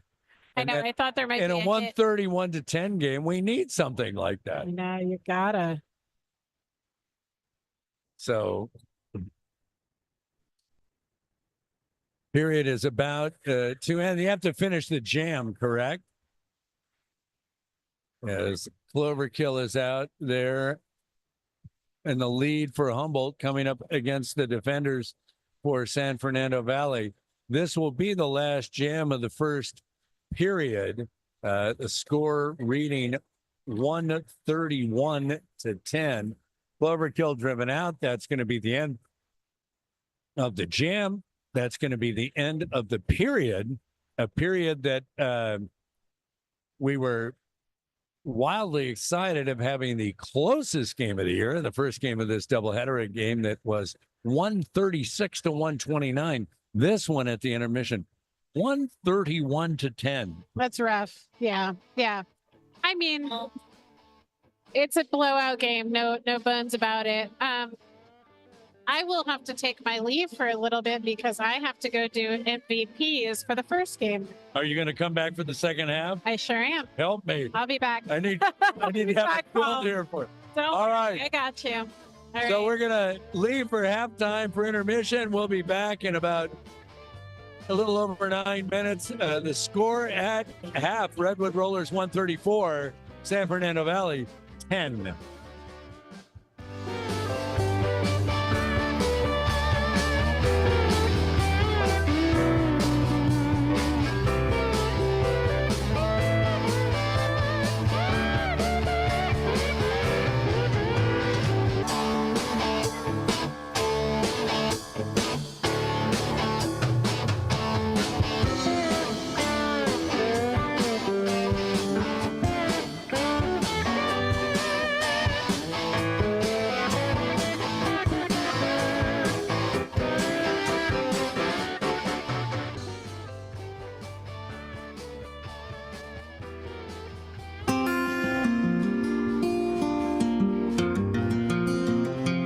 welcome to the KZZH Community Calendar for the week starting Friday, November 15th, 2024.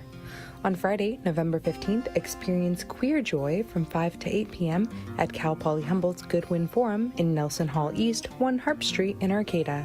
The university's Eric Rolfs Multicultural Queer Resource Center invites students to explore identity, gender affirmation, and self-expression. Experiment with makeup and the ERC's gender-affirming clothing closet in a supportive environment. Plus, pizza, snacks, and drinks. Email mfc43@humboldt.edu or call 707-826-3011 to find out more. Also on Friday, we could all use a little Clown as Global Citizen, the healing power of laughter in places of suffering, from 6:30 to 8 p.m. at Del Arte's Carlo Theater, 131 H Street in Blue Lake. Del Arte's alumnus and former company member Tim Cunningham returns to the Carlo Theater to present on the healing power of laughter in support of the new healthcare clowning program. Donations are appreciated. Email info@delarte.com or call 707-668-5663 to find out more. On Saturday, November 16th, check out Mask Making with Sean Lang from 10:30 to 11:30 a.m. at the Rio Dell Library, 715 Wildwood Avenue. Learn how masks tell stories and how to tell your own using paper plates with maker, physical theater artist, and Del Arte graduate Lang. This event repeats at the Ferndale Library, 807 Main Street from 1 to 2 p.m. Email literacyhelpers@gmail.com, go to humlib.org, or call 707-445-3655 to find out more. Also on Saturday, you can take the King Tide Tour at the Arcata Marsh from 10 to 11:30 a.m. at the Arcata Marsh and Wildlife Sanctuary, South I Street. Meet leaders Elliot DeBille and Barbara Reisman on I Street in the first gravel parking lot from Samoa Boulevard across from the Green Wall to learn about the highest tides, sea level rises, and future impacts. Please wear waterproof footwear and be prepared for a large crowd.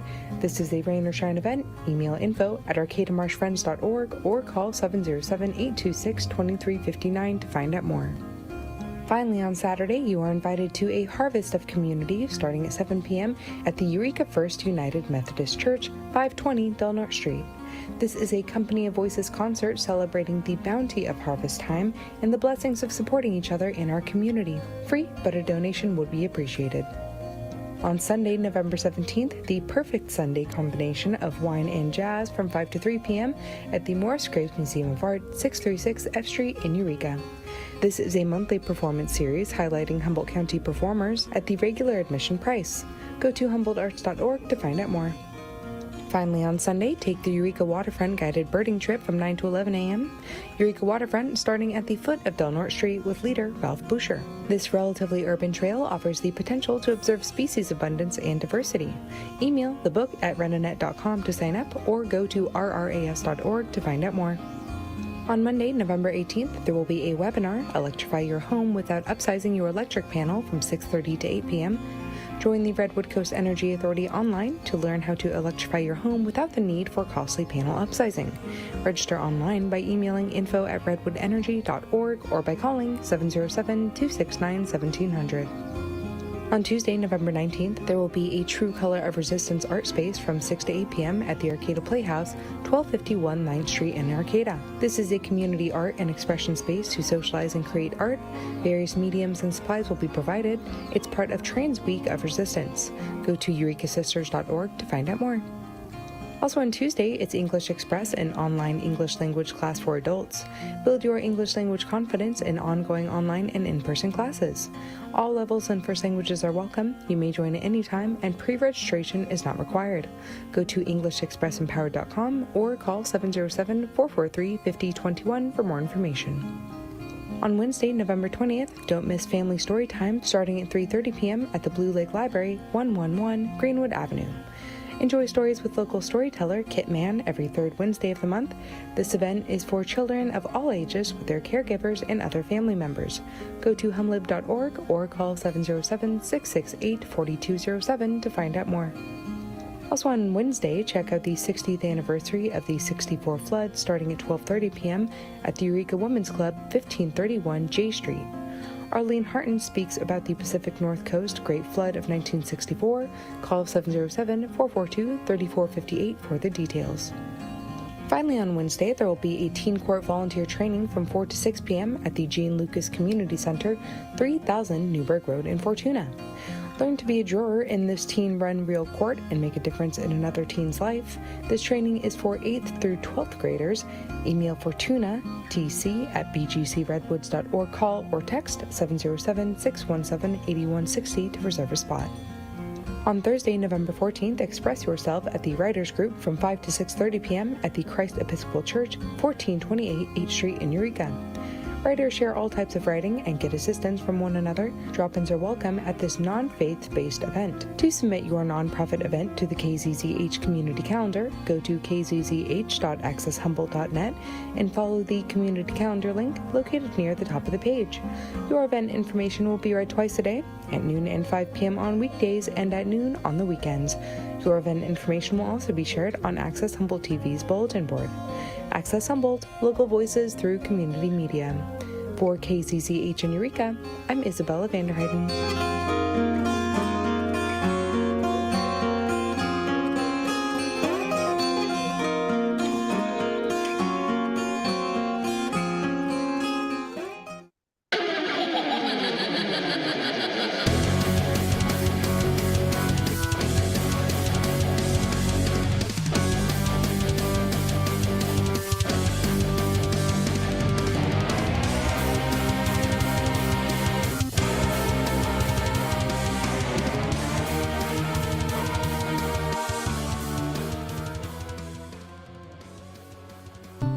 Need a ride to the Redwoods?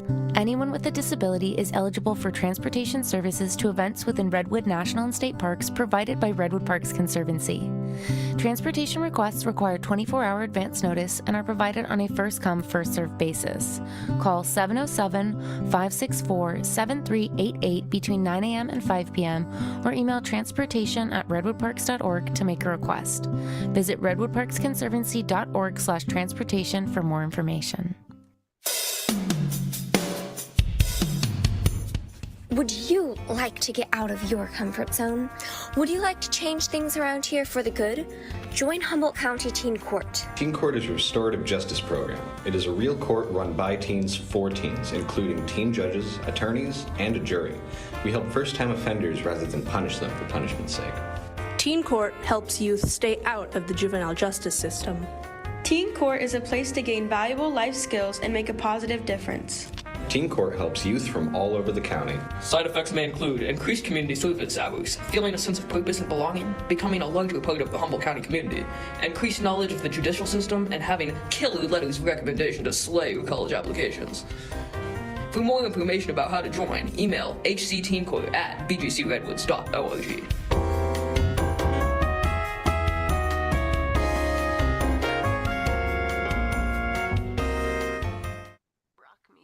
Welcome back to Manchesky Hall, where the first half has been a blowout, to be honest. 134-110. The score was adjusted after we signed off for the halftime.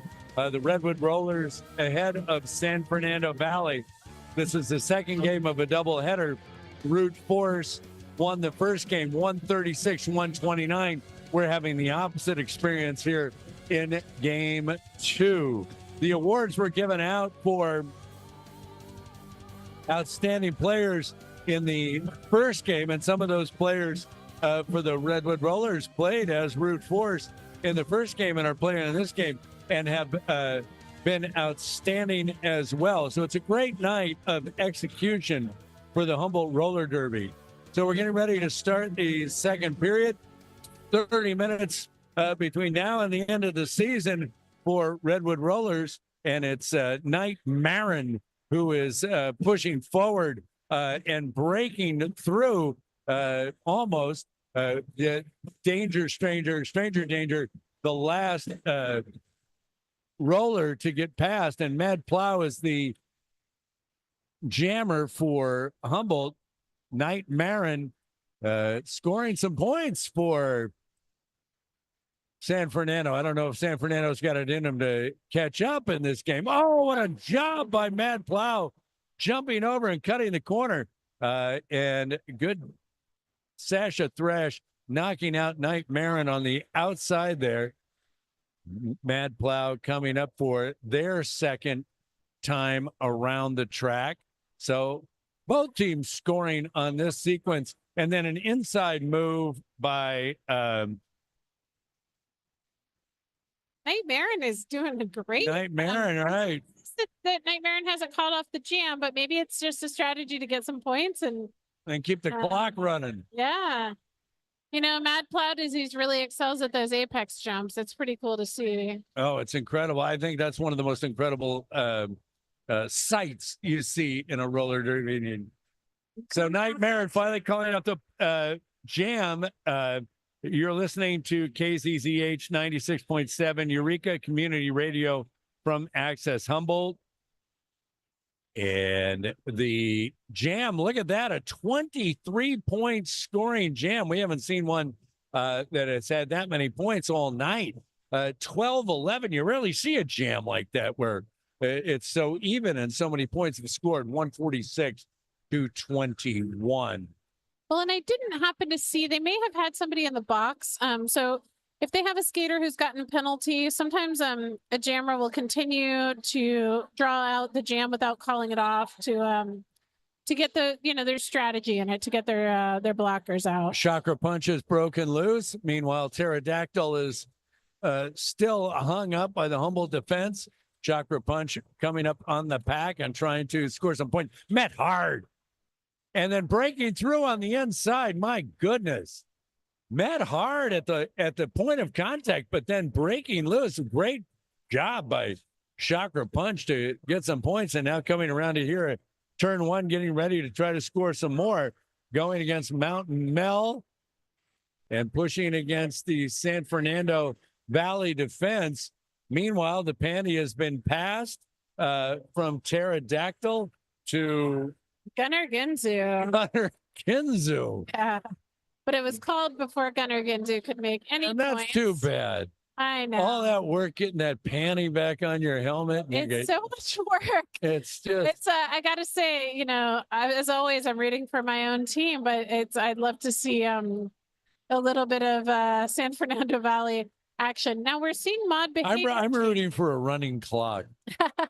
We're seeing mod behavior jam for the rollers, which mod was historically a jammer, but hasn't jammed in quite a while. So this is fun to see.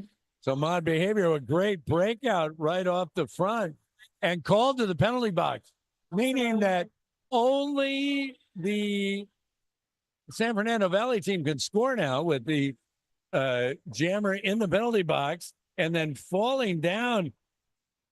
So lead was open because the mod got a penalty. So we're seeing Kaiju who earned lead and is in the middle of a power jam. Kaiju in the power jam with blockers in front, met by Stranger Danger, who hasn't met a hit that they didn't like tonight. Gotta say, Chowder's been going up there and catching the jammer a lot and giving him heck too. So pretty cool to see. Well, I think sometimes it's contagious. One brings the effort of the other on. If you're on the floor at the same time, and there is Chowder doing a hip check and knocking Kaiju out. If you're on the floor with Danger tonight, you gotta pull your weight. We sure do. Now we saw a little bit of discontent from Kaiju on that. I'm not sure if it was because they were being hit while they were kind of falling down. So a late hit, perhaps, something like that.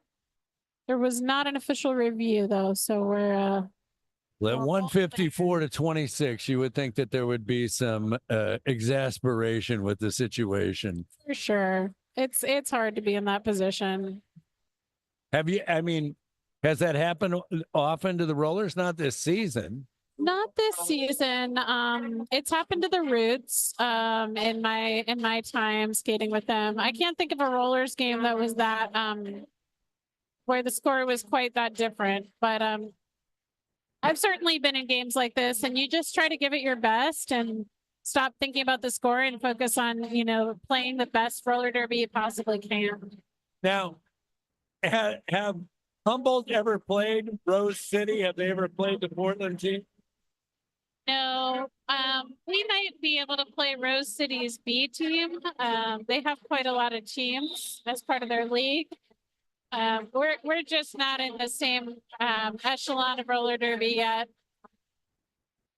Now, will Rose City go and play in Denver and play against them? They have played some tournaments in Denver. I think they've played some games in Denver, away games. So yeah, we've certainly seen that happen. So back there, Ramby Rhino, who's really been quite a player tonight, both for Shasta and for San Fernando Valley, the lead jammer here, and got the blockers going for them on the outside and going to score some points as they get around the first couple of roller defenders. But now that's Daddy Longlegs and then Eco Terrorist. I thought Eco Terrorist, I think Eco Terrorist has been a pretty good defender tonight. Yeah, Eco's an incredible skater. Definitely a good defender. Really good in that pivot role, which often involves playing both offense and defense and being prepared and in a good position on the track to take the pass if it's needed. So when you're the pivot and your jammer starts in the box, you're preparing to take that pass the moment they get out. So are the jammers your best skaters? I wouldn't say they're the best skaters per se. They're the best at a certain thing, which is footwork, getting through, pushing. It's a very different skill set to jam and to block. So I would say they're good at different things. And Cloverkill just giving us a clinic on being good footwork and pushing, because they were able to go ahead on the outside and now called for a penalty on that. So Cloverkill in the box, power jam for San Fernando, and Pterodactyl looking to pass the panty now, trying to get the panty on, now getting hit while she's putting the panty back on her head. Oh, a tough night for San Fernando Valley. 154-30, and Pterodactyl looking a little gassed at the moment. They all look a little tired. I mean, I'm not surprised, but I wouldn't say that this is the best strategy for a power jam that I've seen. To go straight into the defense, but they passed the panty. They did. That's Smacky, who has the panty on now with the star, and great move around Slam Chowder. And there's danger again, stranger danger. So tough. This skater is definitely someone who's a jammer to watch. I wonder if they are historically a jammer who jams less these days. Their footwork is just too good. Why do you say that? Because the footwork? The footwork. I mean, they just look. Oh, danger with a tremendous check. Sends Smacky to the ground. Smacky seems like an experienced jammer, if you ask me. You know, I think Danger's been the skater of the night.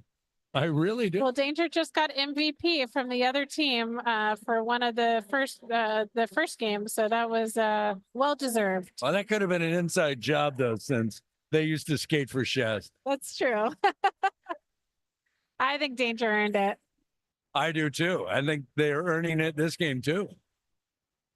So a timeout. That time San Fernando Valley did win the session 8-6, and that cuts the lead to 122, 160-38.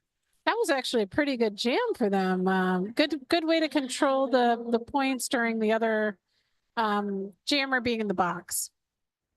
Well, do you want to do some underwriting stuff? You want me to do that? Yeah, I think so. Is that what you want me to do? I'm here to help. Thank you. I'd be lost without you.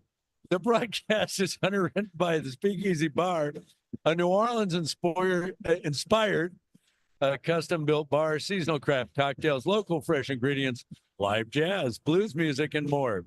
The Rennie Public Law Group, providing legal services to public agencies throughout California, practicing public law in the public interest. Juan Pablo Cervantes would like to thank the many poll workers who helped make this past election a success. If you're interested in becoming a poll worker, connect with the office, Humboldt Elections at HumboldtCounty.com. KCCH's broadcast of Humboldt Roller Derby is also supported by Cafe Brio in the Arcata Plaza, 8 to 3 brunch all weekend. Meanwhile, another breakaway for the Rollers. Matt Plow has broken away on the right side and is coming up to the scorer. We saw it pass to Ramby Rhino. So Ramby is functioning as the jammer now. Not lead, but definitely scoring some points there. Pretty cool. And Ramby Rhino on the inside. Ramby Rhino's a good jammer. He's amazing. I've skated against Ramby Rhino a couple times, and her hits are something to write home about. The way she hits the pack is it feels like you've been punched by a, maybe not a bus, but like a pickup truck, maybe. There you go. 163.41. Shasta, I thought, had impressive jammers. Yeah, they do. The three of them. I mean, that was a very, very, very strong win for the Root Force. Agreed. Yeah. Now that was good blocking against Sprocket. Sprocket's also a very hard skater to block. Oh, Sprocket down hard. Wow. Knocked down there by Gnarly Quinn and Sprocket to the outside. Boy, there are players that are going to be sore tomorrow. It is a cold night. It is hard hitting, and it is a hard floor. Well, and you know we're going to go to the after party and dance it out afterwards, so then everyone's going to be extra sore. Oh, You combine this with a night of dancing till 2 a.m. It's, it's a there you go. night. Does that happen after every game? Pretty much. Yeah. We know how to celebrate as a team. We will put it that way. There you go. That's always important. Work hard, play hard. Who's the MVP in that category? Oh, in the after party category? Well, Shocker Punch is one of our DJs. In addition to all her other skills, she's a phenomenal DJ. Shocker Punch is on the track right now as the jammer. And tonight she'll be heading up the playlist. Wow. There you go. Yeah. A dual threat. Look at that. Wow. Are you kidding? A little shake and bake and then through?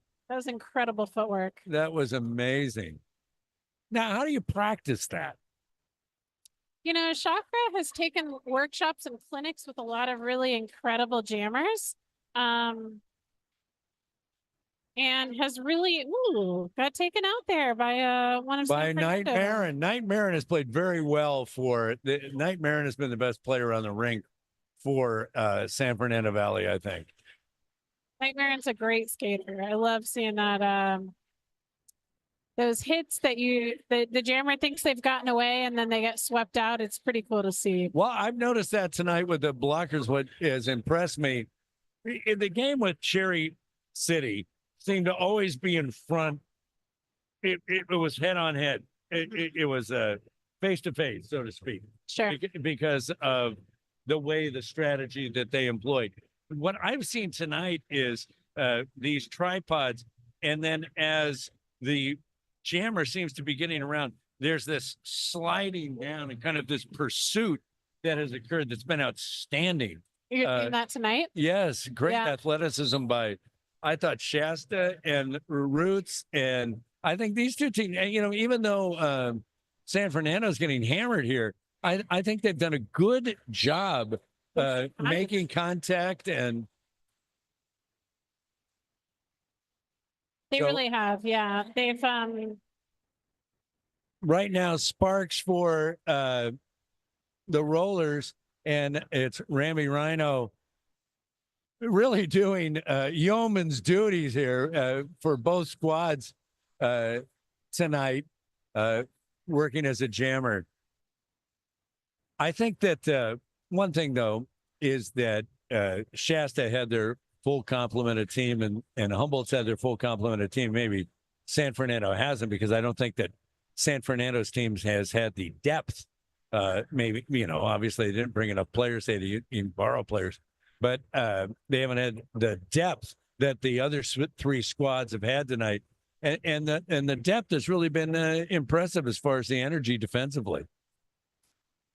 Yeah, it's hard to know. I'm not sure where this team was at before this game, but they're certainly showing up as feisty on the track. I'll give them that. Danger as, oh my goodness.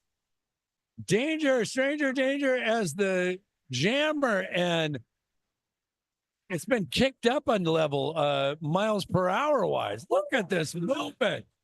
Incredible. Yeah, Danger's a very talented jammer. Doesn't jam most of the time, but once in a blue moon, we get to see it. Is Danger your fastest jammer? I don't know. We'd have to time them. I would say Eco and Danger are both really fast. Mad Plow Disease can be really fast. So can Furious George. So I'm not sure. We've seen Cherry Bomber in the first game and Stranger Danger here playing to the crowd as they go around. Was that encouraged? Oh, yeah. Oh, yeah. I think we saw in the last game, Cherry Bomber really works the crowd. I don't even think Danger's trying to work the crowd. She just is. You know, Cherry Bomber working the crowd last game, I thought that was the turnaround. This is an incredible run, 24 points already, and one more trip around, and this roller team is going to be over 200 points. And that's the case. A 28-0 run, 202 to 47. Well, with 2 blockers in the box, actually 3, some of that jam, that was a kind of a clear, wide open lane for Danger, and made the best of it. Especially if you're that fast. I mean, they just couldn't cover it. I haven't seen a 28-point jam in a long time. No, that was really that's fun. the only one I've seen this year. So 15-17 to go, 202 to 47. Do you have a favorite player in this game? In this game tonight as they performed? Yes. I think Stranger Danger has been the most impressive to me for both Root Force and the Rollers tonight. I've been very impressed. I've been very impressed with how big Stranger Danger plays. Yeah. Very physical. Very and then I was physical. just blown away at how fast. So I would say Stranger Danger. I think for San Fernando, I think Night Marin has had a good game. I thought I liked a lot of the Shasta players in the earlier game.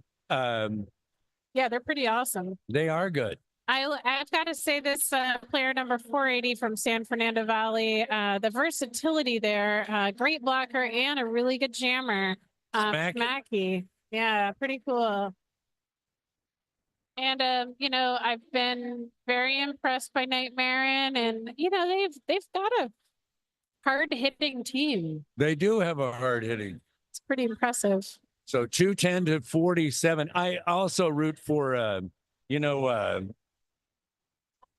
Slam Chowder was an announcer one night. Oh, Slam Chowder's another skater who is stronger than you would think looking at them. Wow, Night Marin with a breakaway to the outside. Great job. And that's Sprocket Rock. I'll tell you, Sprocket Rock has been very impressive. Sprocket Rockette has been very impressive tonight. Yeah, you got to root for. And when you get back on the rink, we'll root for you too, because you got to root for your fellow announcers. Oh, sure. Oh, I'll be out there in the spring.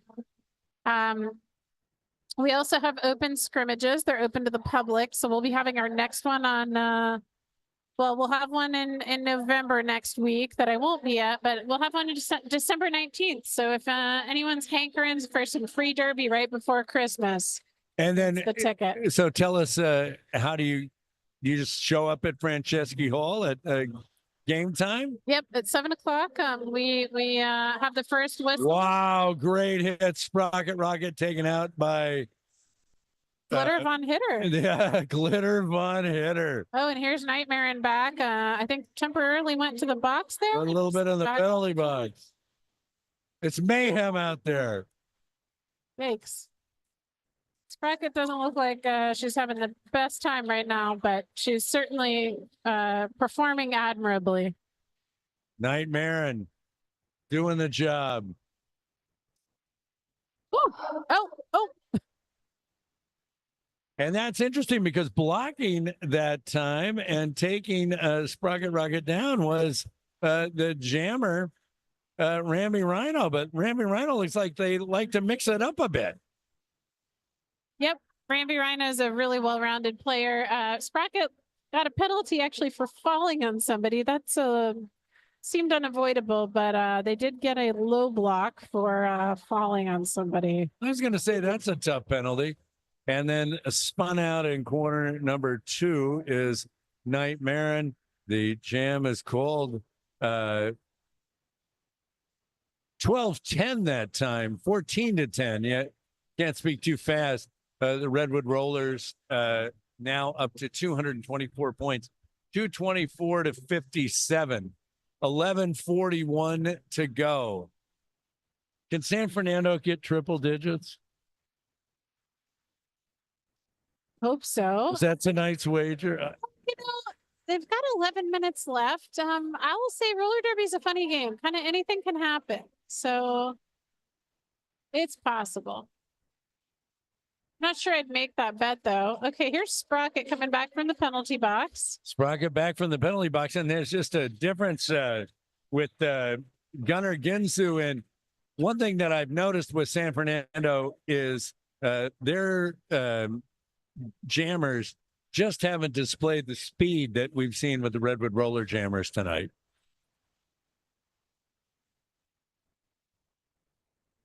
Yeah, we do have some fast and incredibly athletic jammers. We're fortunate. I'm such and strong. Really strong. Yeah, Sprocket's absolutely one of those. Long distance bicyclists really has that muscle to jam for a long time. 10:31 to go. So when these players come up through the ranks, I mean, you see them at training camp and you see them come up with the Widowmakers and the Bettys. I mean, you guys know this one. This is a real prospect. They're going to make it onto the big club. Yes, and sometimes people surprise you. You know, I'll say I feel like I'm one of those skaters that I was in a plateau for a long time and something changed and I just got a lot better at the game. So sometimes you see that where people are kind of just okay and then something clicks and they progress a lot. So we want Danger, your Nightmare and Danger. Well, there they are right there. The two toughest ones, I think, in this game. Oh, Nightmare is like a bowling ball taken out. It was like an 8-10, but then Nightmare with a hip check on Danger. That seemed like an accidental fall down there, but quite a run in they had. Saw Daddy Longlegs get taken out. You know, that is one thing that has occurred. I don't think that we've seen any give up in San Fernando. Wow. Danger with a move to the outside, a little duck and sprint to the outside to pick up another couple extra points. There was some confusion about the pass there. So it looked like the helmet cover was passed to Smacky. The jammer is going to the box, but there's a little bit of problem there. I'm not sure what happened. It may have been an incomplete pass, but the jammer is now in the box, so hard to say what's going to happen here. Well, what's going to happen here is that Humboldt's going to start on a power jam and, 180 points ahead. And we're having a scrum here at the moment at the jam line while things are being sorted out. It seems good-natured what's going. There we go.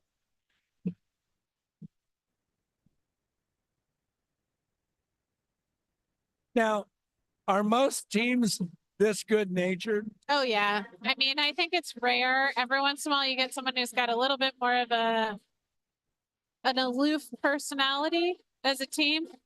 But yeah, most teams are really friendly. Even when you're getting your butt kind of handed to you, the way that San Fernando Valley is right now, it's still everyone's good natured. They're playing this sport because they love it. Now, are there teams that, they're intense? You have the there's some little chips with, a little chippy with. And if it's a sanctioned game, I think there's a little bit more on the line. So, sometimes the personalities are a little stronger there, but generally people are very good natured.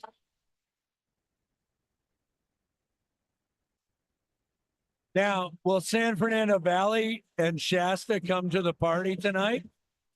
Well, I sure hope so. I know some of the skaters who have, families at home might want to. Oh, this is cute. They're doing a little skatey dance with the skating official. Yeah, we hope that we'll see lots of them at the after party. So 8:53 to go, 2:38 to 58. A great end of the season doubleheader for the Humboldt Roller Derby program, because the Route Force went ahead and won one of the more exciting games we've seen all year. That really was exciting. It was tremendous. 136, 129, and then the 17th ranked Redwood Rollers have come out and really laid it on the San Fernando Valley, 238 to 58. Little tomfoolery on the track right now. They're just having a good time with it. Everybody is clear on what the outcome of this game is going to be, but I love to see the going to be a long drive home. The big personalities. And, the venue's starting to clear out a little bit. A lot of times when we have a blowout game, we do see that where, it's not as compelling for the fans, but some of our diehards still here, including our band, the Dirty Derby Blowhards. We love them. All right, here we go. Looks like Sparks is back there for Humboldt. 8:53 to go. Let's get this clock running. Pterodactyl and Sparks. But Pterodactyl is in the penalty box. So, the last thing you need with a 180-point lead is a power jam, but that's exactly what the Rollers have.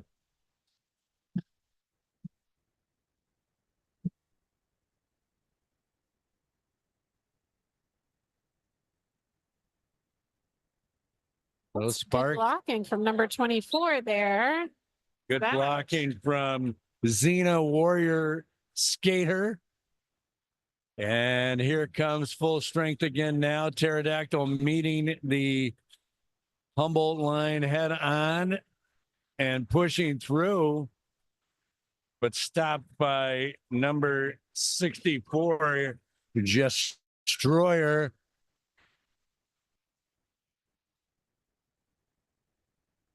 Sparks heading in for some more scoring opportunities. And we've got 3 in the box. So Jess is out there all alone on the track trying to help the jammer. Whoa, quite a hit there. Maybe a little bit of a directional. They haven't called it that way, though. What is a directional?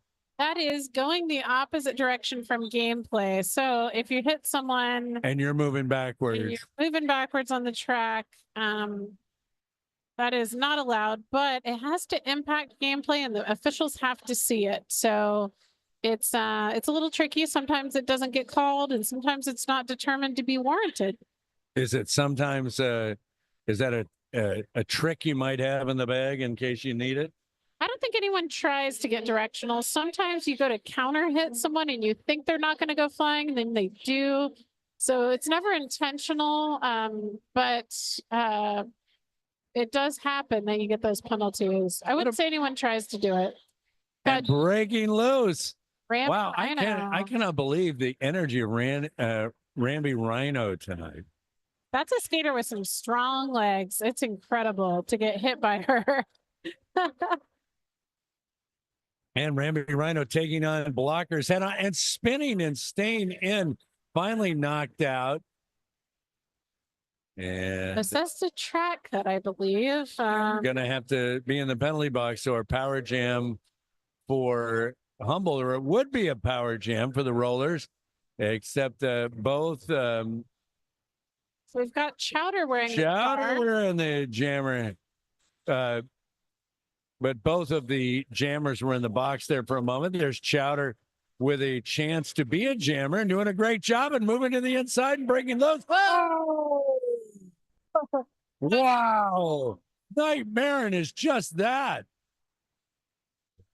A hip check that sent Chowder flying inside of turn number 3. Now Chowder breaking loose, but I have a feeling going to feel that one tomorrow. So this is one of those situations where we're seeing the Redwood Rollers put forth some jammers who don't normally jam, giving them the experience to do that in a game. And that happens a lot less in these games than it does the Route 4 schemes, right?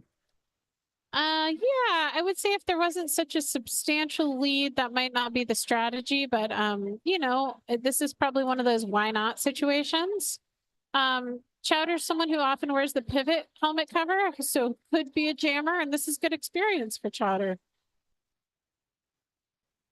Scoring 8-0 right now as far as the advantage Chowder has had on San Fernando.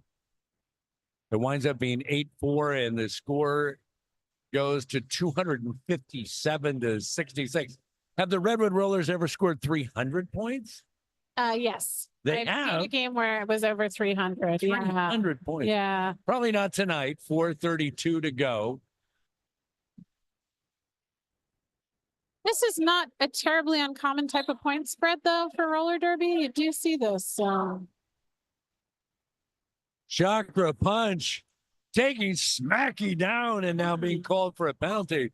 So it's a power jam for the San Fernando team, and Geisha is the jammer, but had a tough time all night. Geisha has trying to get happy loose. to see Kaiju get lead. This is pretty cool.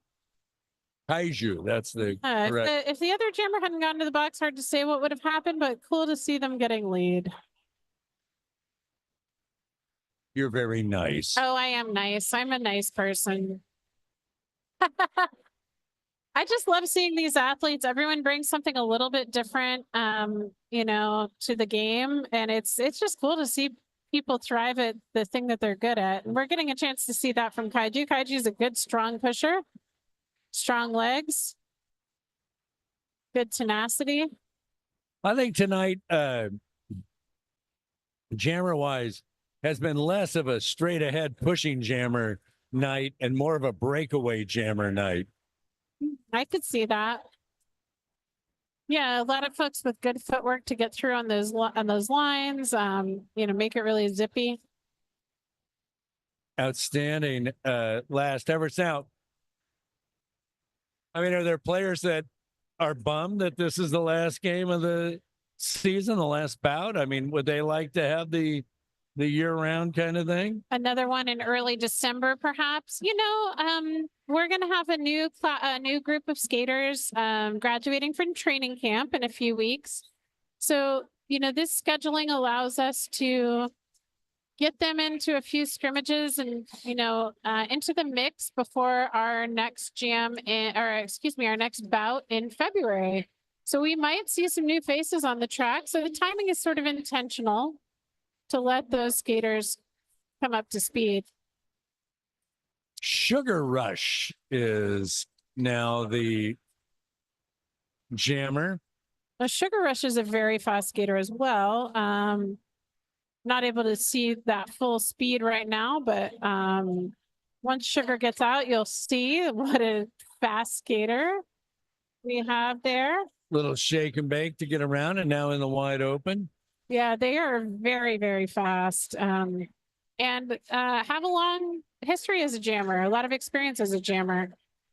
And getting to the outside there, still scoring on a run. 1:36 to go in the season.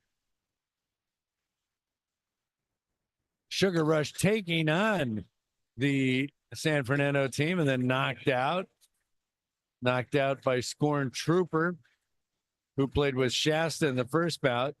Still playing hard is Night Marin. Night Marin's pretty cool to watch. There's Those leans to the out and to the inside are incredible. Just really good at making contact with a moving skater, which is hard to do.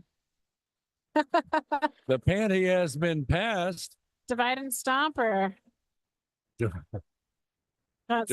and stomper. Stomps is the nickname that they use. I mean, that's something when your roller derby nickname needs a nickname too. It's fun to see stomps jam. I'm surprised we haven't seen more. And why is that? Divide and stomper.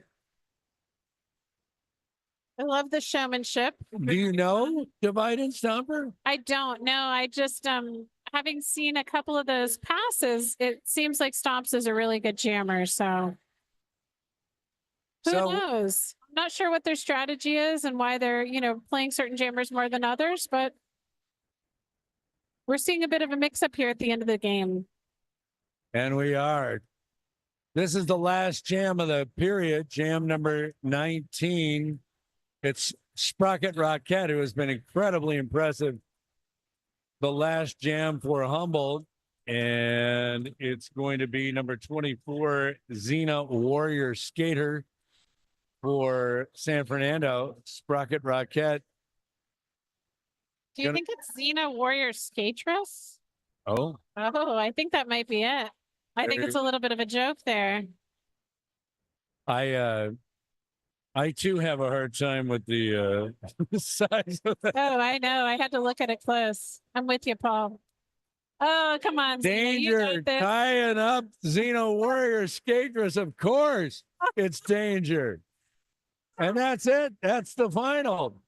273 to 74, a 199-point victory. What a fun game. I mean, what a hoot. I loved seeing the personalities come out at the end there as everyone got to try something a little different. Really fun. Well, really fun is what it's been.